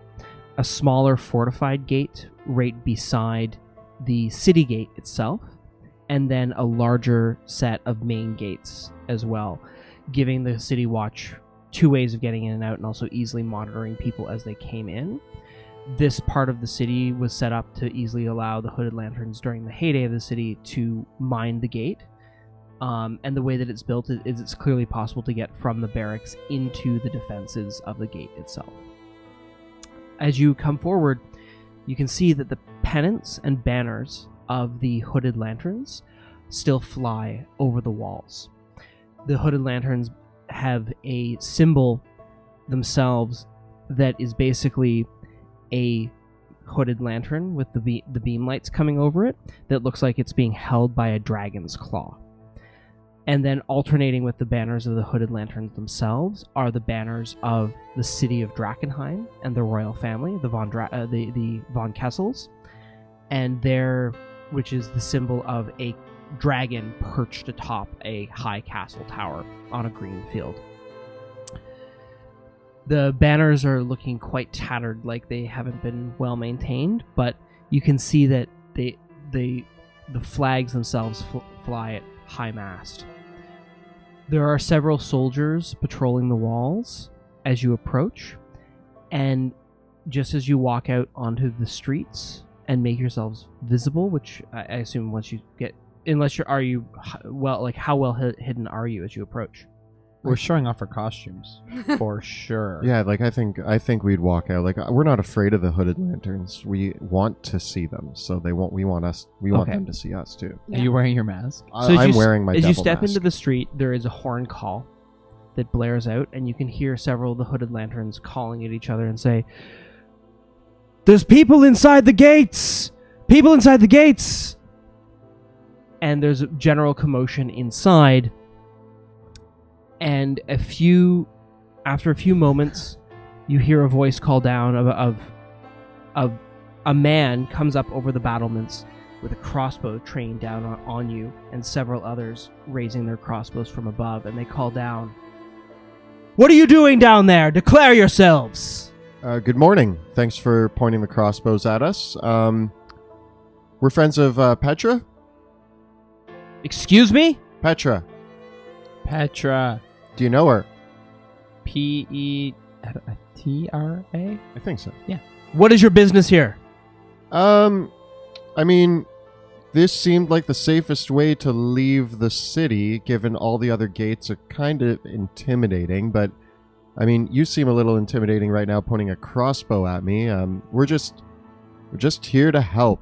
Ask Petra. We saved her recently. We're the ones who got her out of the, rat's nest. The man says, "Wait by the port gate.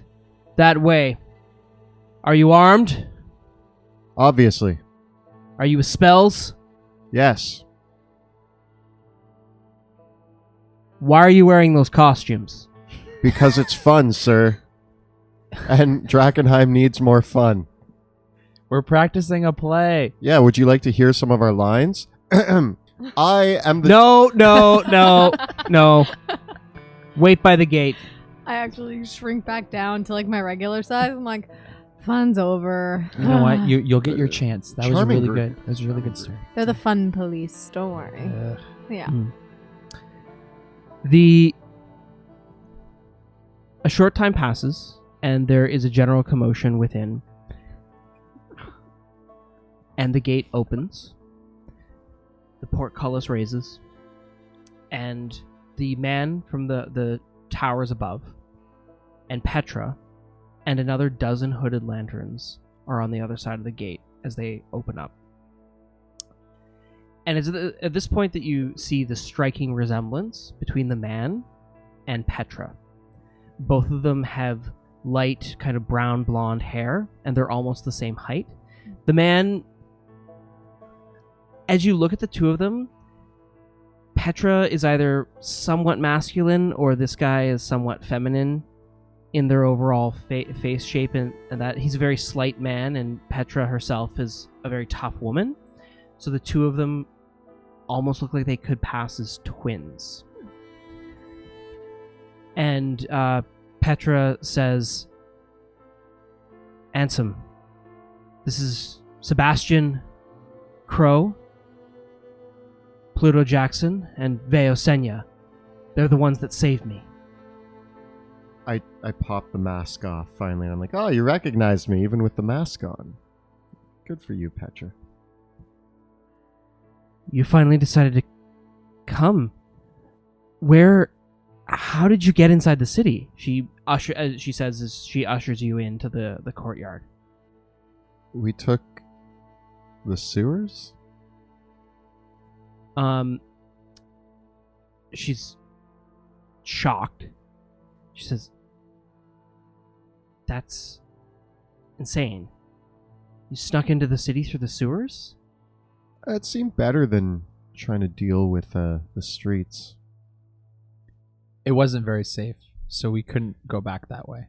As she turns to speak, her brother Ansem speaks up and looks at Veo and says, "I've seen you around, Cat. You used to hang out around here. Yeah, I did. Around that old clock tower as well, didn't you? Yep. Where did you get that?" He That? says, pointing to the insignia. I've had this for as long as I can remember. Did you loot that in the ruins? What? I'm offended by that. This was my father's. This is mine. My right. There's a little bit of commotion, and the other hooded lanterns are all looking at each other with this expression that says they don't know how to react to that. And Petra says, "Veo, you got to tell the truth. Where did you get that?" I'm telling the truth. It was my father's.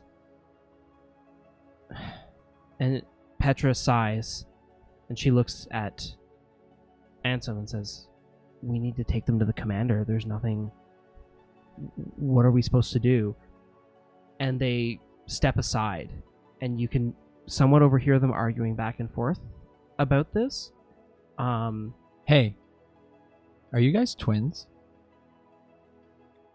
You say, interrupting them. Petra says, "Yes, Ansem's my brother." Okay, cool. Yes. They're twins, guys. Is there some problem with her father's insignia? They look at each other, and Ansem replies, "The commander can tell you what the problem is. We're going to go notify him. You need to surrender your weapons to us. You'll get them back when you leave."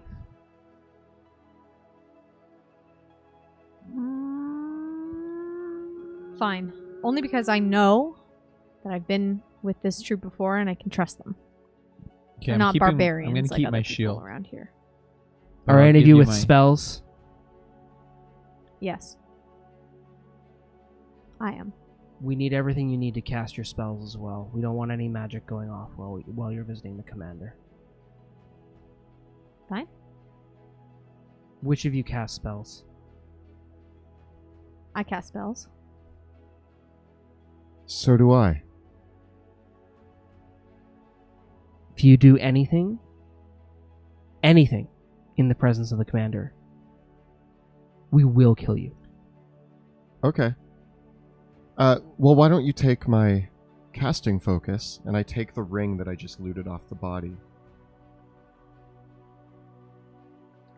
He turns to Petra and says, "He's giving me a ring, dude. They..." No, okay. And he says, "Do they?" And like they kind of... never aside, mind. Don't worry say, about it. You don't have a wand, you don't have a staff, you don't have anything like that? I prefer, Pew pew. What kind of mage are you? Give him your staff. Oh, I'm sorry. When was the last time you cast a spell, sir? He kind of shrugs and says, "Seems like they really don't know much about magic." Oh, so then I'm a much better mage than anybody else you know, so you can calm down with the attitude. By the way, her name's Veo, so don't refer to her as Cat anymore. Fine. Thanks. Also, Petra, it's good to see you again. We're not really here to cause trouble. We're just trying to get out of the city. It's fine. We're just gonna find out what you were doing in the city, though, first. All right. You've got a lot to explain to the commander. Of course. All right. He leaves, but Petra stays. She leads you into the central tower. Through the inside courtyard has been set up as a large training field with an archery range as well as a sparring field, and there's a large stables where there's about a dozen horses quarried in the stable as well as a kennel with several hunting dogs too. There is a small forge that a dwarven blacksmith is working at, and the whole area is really quite abuzz. Looking at the whole place as well, you can see that fortunately for the hooded lanterns, the haze is quite thin over here, and with the positioning of the way that they've built several dugouts around the area, and it looks like they've managed to make themselves a shelter from the haze here. Because the mist is certainly not... You don't feel it the way that you do even around the outskirts. It's much thinner around this area too. The hooded lanterns lead you into the central tower, where there's set up a great hall with several large benches. They lead you through the gates, and again, there's the banners of the city. Here, it's very utilitarian though, this hall. And Petra sits down with you, and another squire of the hooded lanterns comes and brings some water, a jug of what looks like it might be watered down ale, and some bread and cheese. And they say, and the man that comes up says, "Petra said that we owed you a drink for saving her life, so we brought some of the old mead up from the stores for you all." Thank you very much, Squire. What's your name? He says, my name is Peter. It's good to meet you, Peter. Thank you very much for the bread and drink. Mm-hmm. Thank you for saving Captain Petra. Anytime. And Petra says, look, I gotta really apologize for my brother. Yes, you do. He has been going through a lot lately, and he's in a little bit of hot water with the commander, so he's kind of acting like he's got something to prove. Interesting. Are you related to the commander or no? That's a little personal, but yeah, we were adopted by the commander. We lost our parents during the wars, and once the commander returned to Drakkenheim, we were kind of taken under his wing. We're a big family here. Yeah. I've lost my father too, so I know how you feel. By lost, I don't mean dead. I know he's still around. I'm just trying to find him. Yeah, sure. No, yeah, he's the command that I know we've all lost people, and it's good that you hold on to some hope. Of course. I know he's alive. Hey, don't look at us. No, don't look at me. She pauses for a moment. You think that that's your father's? It is my That- father's. Okay. I've seen him wear it every day that I was around him when I was young. I know it's his. But Veo, that doesn't make any sense. I mean, I don't want to like offend you or anything, but you're a tabaxi, and Yeah. your father was a tabaxi, right? I didn't say that. Oh, okay. That makes sense. I guess I get it. You should get it, considering what you just told me about how you were adopted. Yeah, I do. I get it. Yeah, that makes a lot more sense now. Yeah. So I'm really sorry. It didn't even occur to me. Just because you and my father weren't blood doesn't mean he's not my family. And like Yeah. I said, the No, lanterns, I- if anyone should know that. I know. Listen, the commander's going to be here soon. So, Anything we should know before speaking to the commander? Is he a generally well-tempered individual, or should we be prepared for? What do you think the best approach is if we're going to go converse with him? he's been fighting a really long time. And he's going to figure everything. If you're hiding anything, he's going to figure it out. You never hide anything. He's a pretty professional guy. He might seem gruff and might really grill you, but he means the best for the city. And if what you want is to see the return of the old ways, to bring Dragonhime back to its former glory, he's not going to have anything against you. And of course, that's why we're here. That's why I'm here.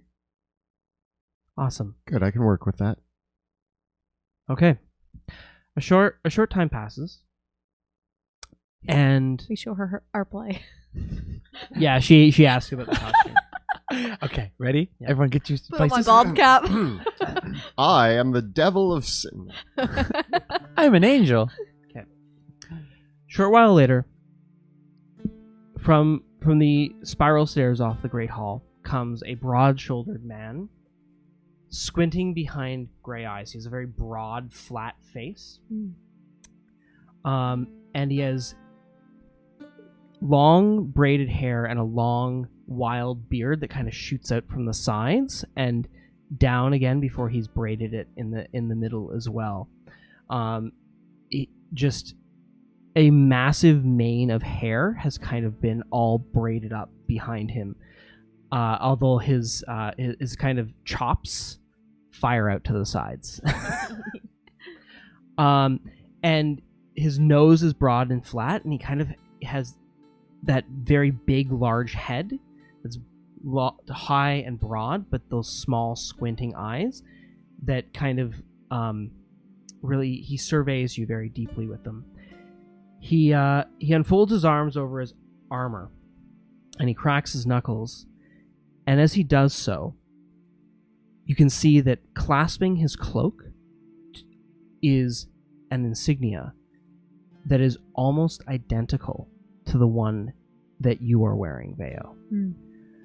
It has the symbol of Dragonhime on it, and then a smaller crest that shows the symbol of the Hooded Lanterns, just as yours has the symbol of Dragonhime on it, but then another pair of towers on either side of the crest. They're the same shape, the same make, they look very much the same. And he comes up, he sits down, he says, "Greetings.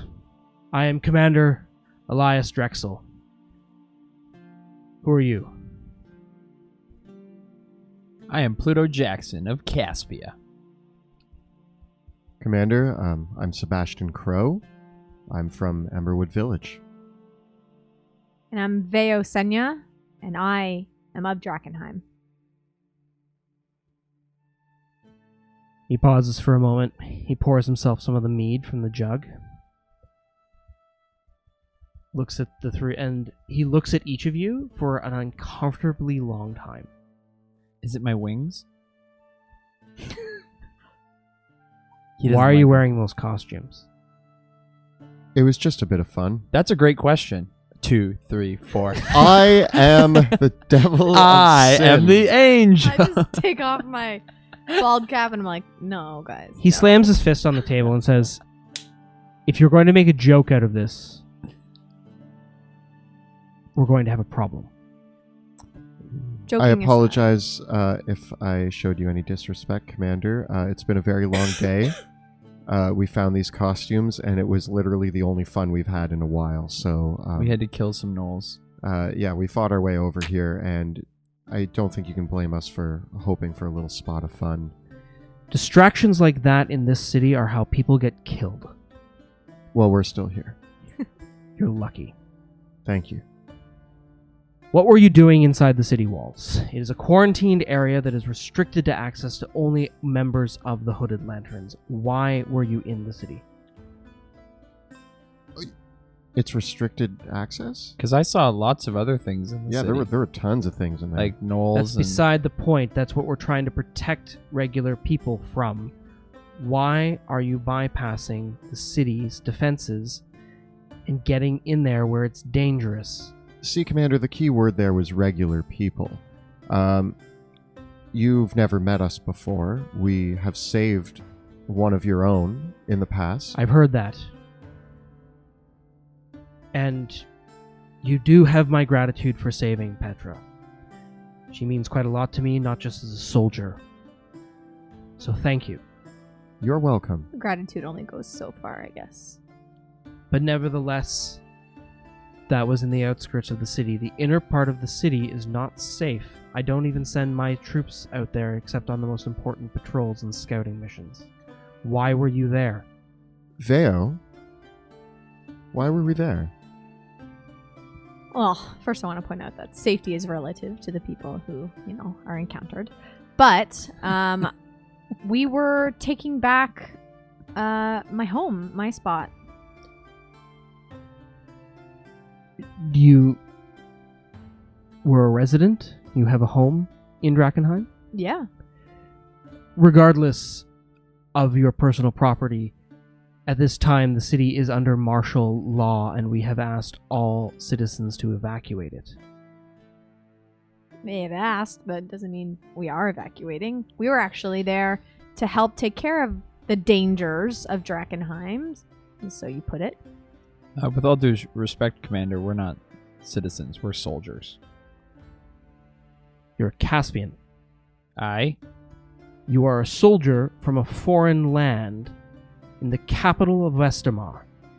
Why are you operating in this city outside of your nation's borders? Well, not to get too political, but everyone I know is dead. And now these are my only friends. I work as I do not come here on behalf of Caspia. I come here on my own accord.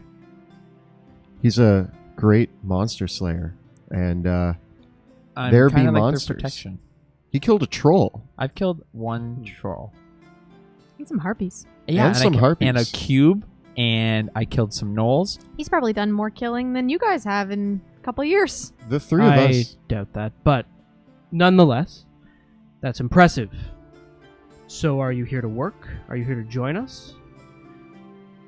I'm willing to overlook your crimes if you are willing to work with us in a positive way. All that we're looking to do is restore the old ways of the city. We want to see Drakkenheim reach its former glory. Then if you're looking to do that, I can provide you with commendations and I can induct you into the Hooded Lanterns and you can work under my command directly. I have worked I'm- with the Hidden Lanterns before, and it actually makes it easier for us to do our job properly if we don't We're join. kind of like a separate sect of Dragonhime. Think of us like freelancers. Or like a cool secret naval attack team. partners. We're your special Because we ops. have access Very to well. a boat. If you are unwilling to operate under the jurisdiction of the Hooded Lanterns directly, we have a few other issues to discuss. I would like to know where you acquired that Veo. Well, I told your underlings that I got it from my father. That's who gave it to me to hold on to the day I got separated from him. And what was your father's name? My father's name, I know his first, is Johann. You know that name. Johann. Yes. Your father was the king's steward. Yes. Johann. My father was the king's steward. Were you in the castle during the queen and king's reign? I've served Drakkenheim for well over 20 years. Given my life to fighting for this nation. And I count myself fortunate to have survived what happened to our city. This is the first time I have seen another insignia of one of the other members of the small council. Well, my father was a very important man in Dragonhime. Where's your father now? That's actually a question that I had for you. You don't know. No. Is he dead? No. Then why did he give you the commendation of the city? During that time, he thought it would be interesting for me to learn his craft. But you had it that day. Yes. He gave you that. He gave me this that day.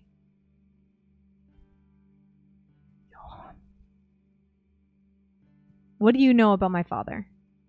Your father was a good man. He was a brilliant man, but he had a tender heart. The last I know of him, if anything, on that day he would have wanted to know what happened to the king and the queen and their family. They were his duty as the steward of Castle Draken. But that day, no one could get even into the castle, and no one's been able to since.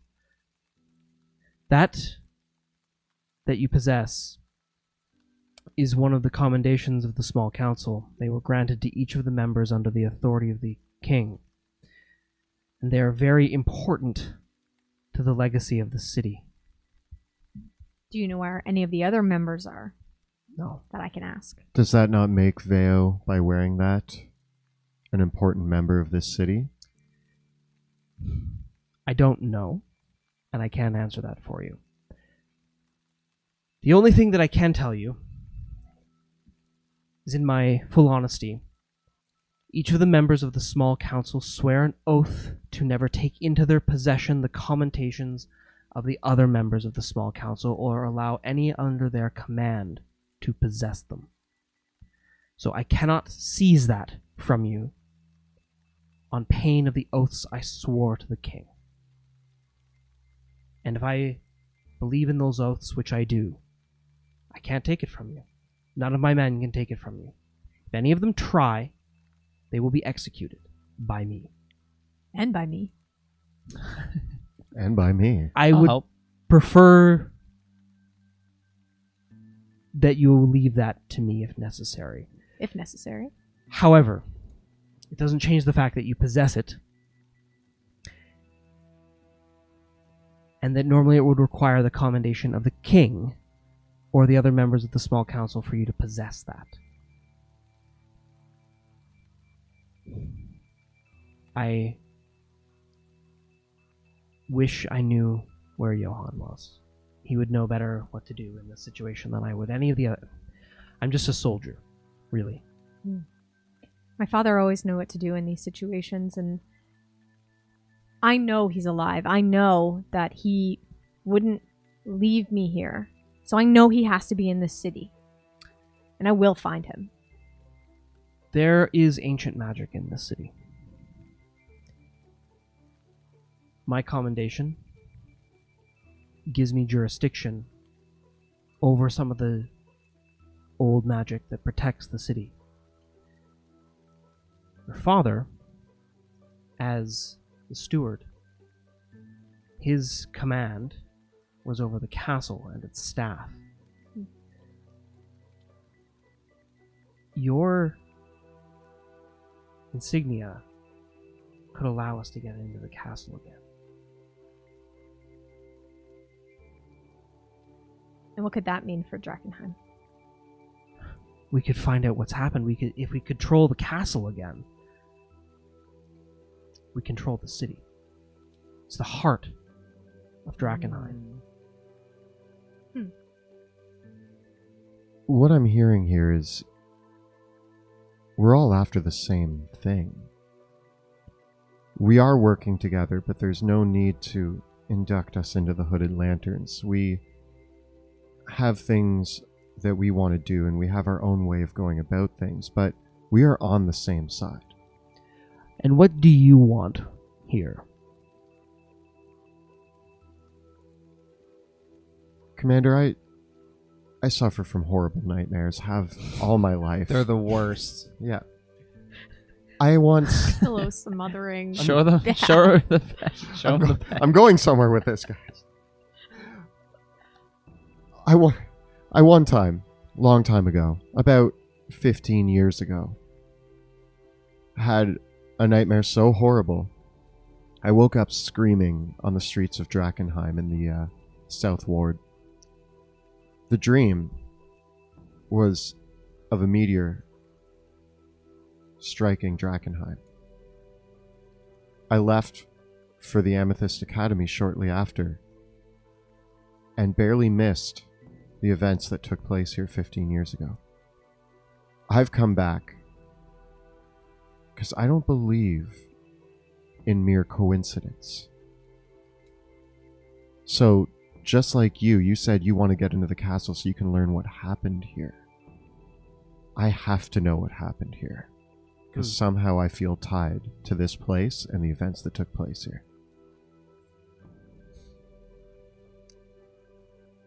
There are many things happening in the city right now.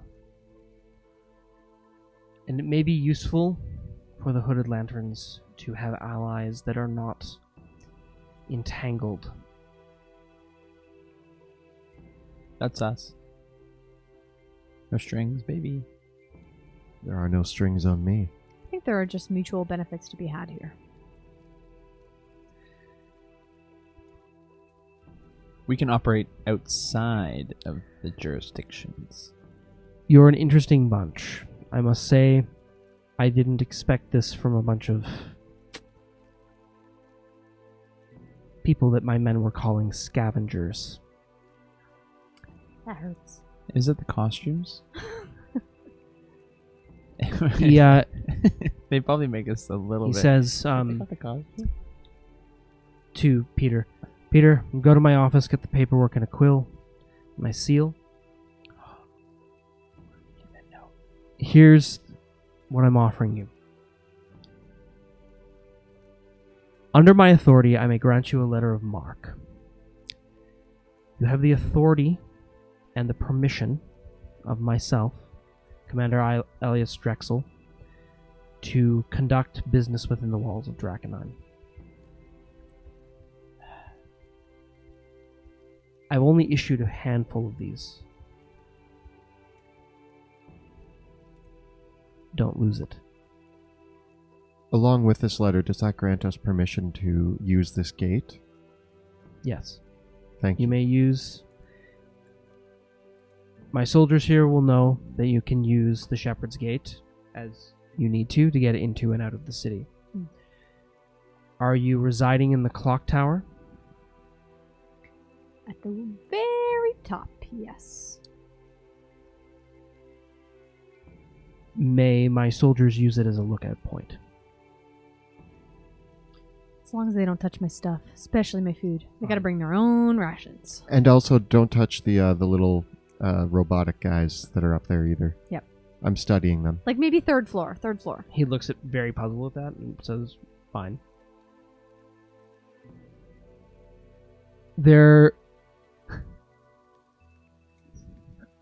Then we shall settle to business. I have a variety of things that I can ask of you, and I will tell you this.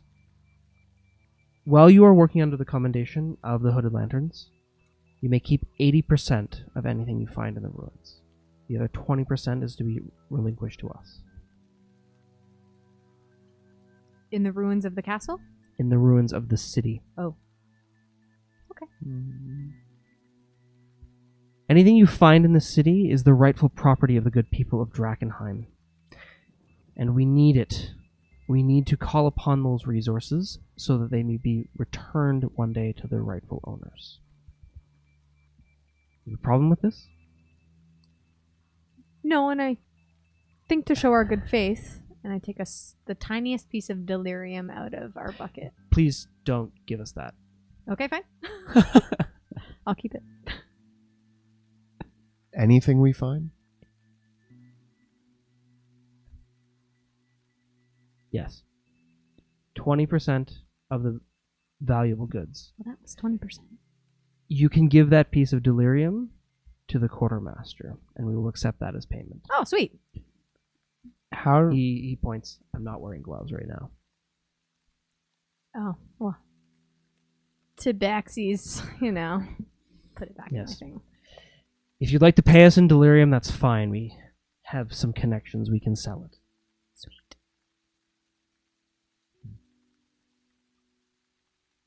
I don't know. That's fine. I guess. when your commander, when are we released from this contract? Good question. When the city is restored, Or you die. Or Or we Can we decide buy- to stop adventuring in may, Dragonhime? may we buy out of our contract? If you choose to leave the city, that's your business. But while you operate in the city, you will turn 20% of anything you find over to the Hooded Lanterns in exchange for free operations within the city. All right, but tools and weapons might be used to our advantage. May we continue to use and own and operate weapons? You may take your pick of those, but if you do happen to find weapons, those will be considered amongst your offerings. Of course, let me put it this way. If you find anything special in there, if you find weapons from the old noble houses, if you find magic, I don't care what it is, we need those things too. Okay. all goes toward the same fight. It does. All right. I think it's a fair Give deal. me sign my name on your scroll. Now, with this, I think I have some work for you. if you're interested. I will tell you. I have a standing bounty. Oh, that's my job. That's what I do. For any rat folk, gnolls, or minotaurs you might slay. And I will pay you for each one of the heads that you bring back to us. Shove them all down the corpse. Yeah, we left so many heads back there. Darn it. Oh. Should we go back and get them? I do not believe at this time that you or us possess the resources to confront the castle yet. If you do scout the castle, I would be interested for any report that you might have. Mm-hmm. If you visit the crater, I would be interested in any report that you might have. But I have another pressing concern. The Silver Order of Illyria is camped outside the city. Yeah, we saw that. They number roughly 200, and we believe that they are making a march on the city towards Temple Gate. Well, that would be good, right? It would clear out the gnolls.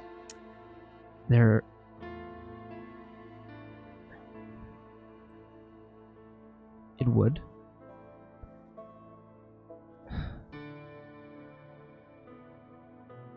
I understand that you got into the city through the sewers. Where? How? We had help. Where did you come in? Along the river. The river. No, that's where we tried first, and then there was No, the cube. that's went where we came in. The drain. Right? Oh, yes. The river. No, we did go through there. I would like you... Fine. Digs her claws in your arm. Please tell my scouts the way that you used to get into the city so that we're aware of it. Okay. I would like it if you could pay the Silver Order a visit. Find out what their intentions are. Find out what they want to do here. They won't talk to us. Why not? Because they don't trust us. They're foreigners. I'm a foreigner. Well, fortunately for you, Maybe I you can don't be look your- like a conquering army. I used to. Wah, Maybe wah. maybe I can be the grease between the wheels. I can help with your negotiations. That would be interesting. Find out what special- they're interested in doing here. Yep. If they're planning on some kind of assault on Temple Gate, we would like to know about it so we can make sure that that plays out in our favor and not necessarily theirs. Okay. Sabotage. Now, in order to do that, Ideally, it would be very good if they are planning an attack. It would be best for us if that attack fails but causes enough damage that we can seize control of the gate ourselves. now in order to do this, I've got 2 asks. Number 1, can we keep it secret, our names, that we are helping the Hooded Lanterns? Because that's going to be more in your favor and allow us to infiltrate in other places. I recommend that you do keep it clandestine, that you are working for us. Well, it's not our mouths that I'm worried about. It's more or less your soldiers. And I'm also a little concerned that we have this mark. There might be a way we can keep this off the book. This letter of marque, I'm going to draft it, the same one that I gave to another group of Caspians that came in here last week. Who? It will look to my soldiers just like I have authorized you as adventurers to operate inside the city. There's a few other groups that I've given these letters out to. They won't have any...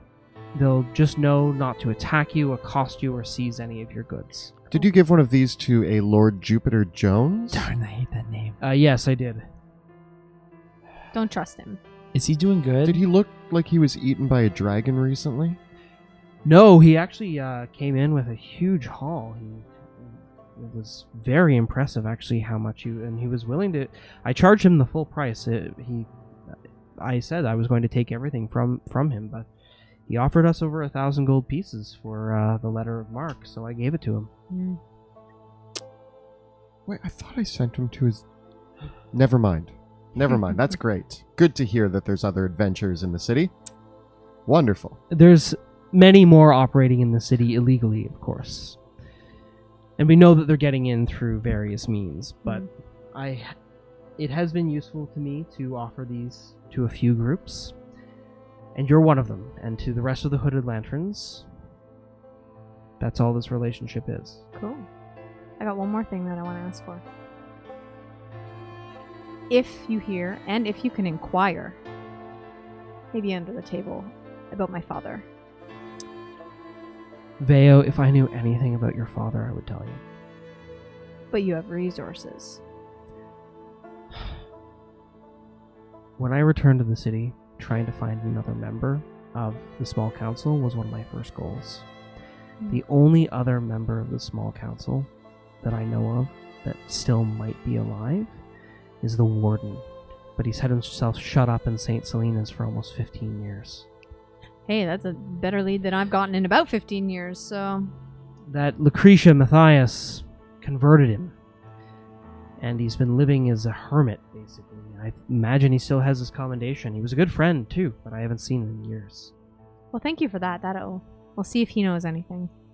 Get me closer. Actually, that's very true. If you do want another job, if you want to find out what they're up to, too, for me, that would be greatly appreciated. Cool. We have a lot of jobs that kind of are the same as what you're looking to do, so a lot of overlap. Then this sounds like a very good partnership, I think. Perhaps. I can promise you that between you and me, you will have my honor and my word. Thank you. That's to me as well, and I put my hand over the crest that I have. Cool. He salutes as well and offers his hand to each of you. I give him a Caspian fist bump. Cool. You're welcome to stay here if you need to. Okay. Yeah, let's rest it up. Hang out with Petra. Yeah, I'd like to chat with Petra. Yeah. She And seems I cool. apologize for Ansem. He's a little bit hot-headed. I think he's been visiting a girl in Emberwood Village that isn't very happy with him. Ooh, dirt, the gossip. Gossip. And I'm still surprised you haven't recognized me from when our castle days. I knew that Johan had adopted a cat. I never put two and two together. Well, now you know. Does anyone want to see our play? Yes, we could do a play for the Hooded Lanterns. We've been practicing for the last hour. I take the bald cap out again. And a one. And a two. I'm the devil of sin. It Angel of might virtue. be good for morale. Yeah. I'll let the chaplain know. And with that, several of the Hooded Lanterns gather in the courtyard for your performance of The Monk Caught Twixt Sin and Virtue. Yeah. The Monk Caught Twixt Vice and Virtue. Nice. There we go. And I make my fat cat again. Do you all want to give a performance check? Yep. How did we do, guys? I don't know how good I am at performance. 4. 18. Hold on.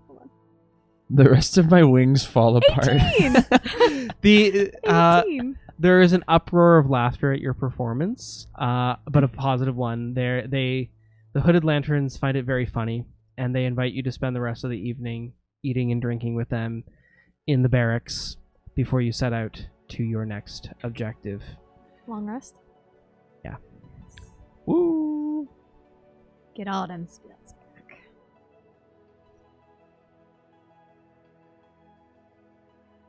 Fantastic. I think we'll wrap up there for the night. Yes. That sounds like a Just good about place to nine. Yeah. Yeah. With us giving a play.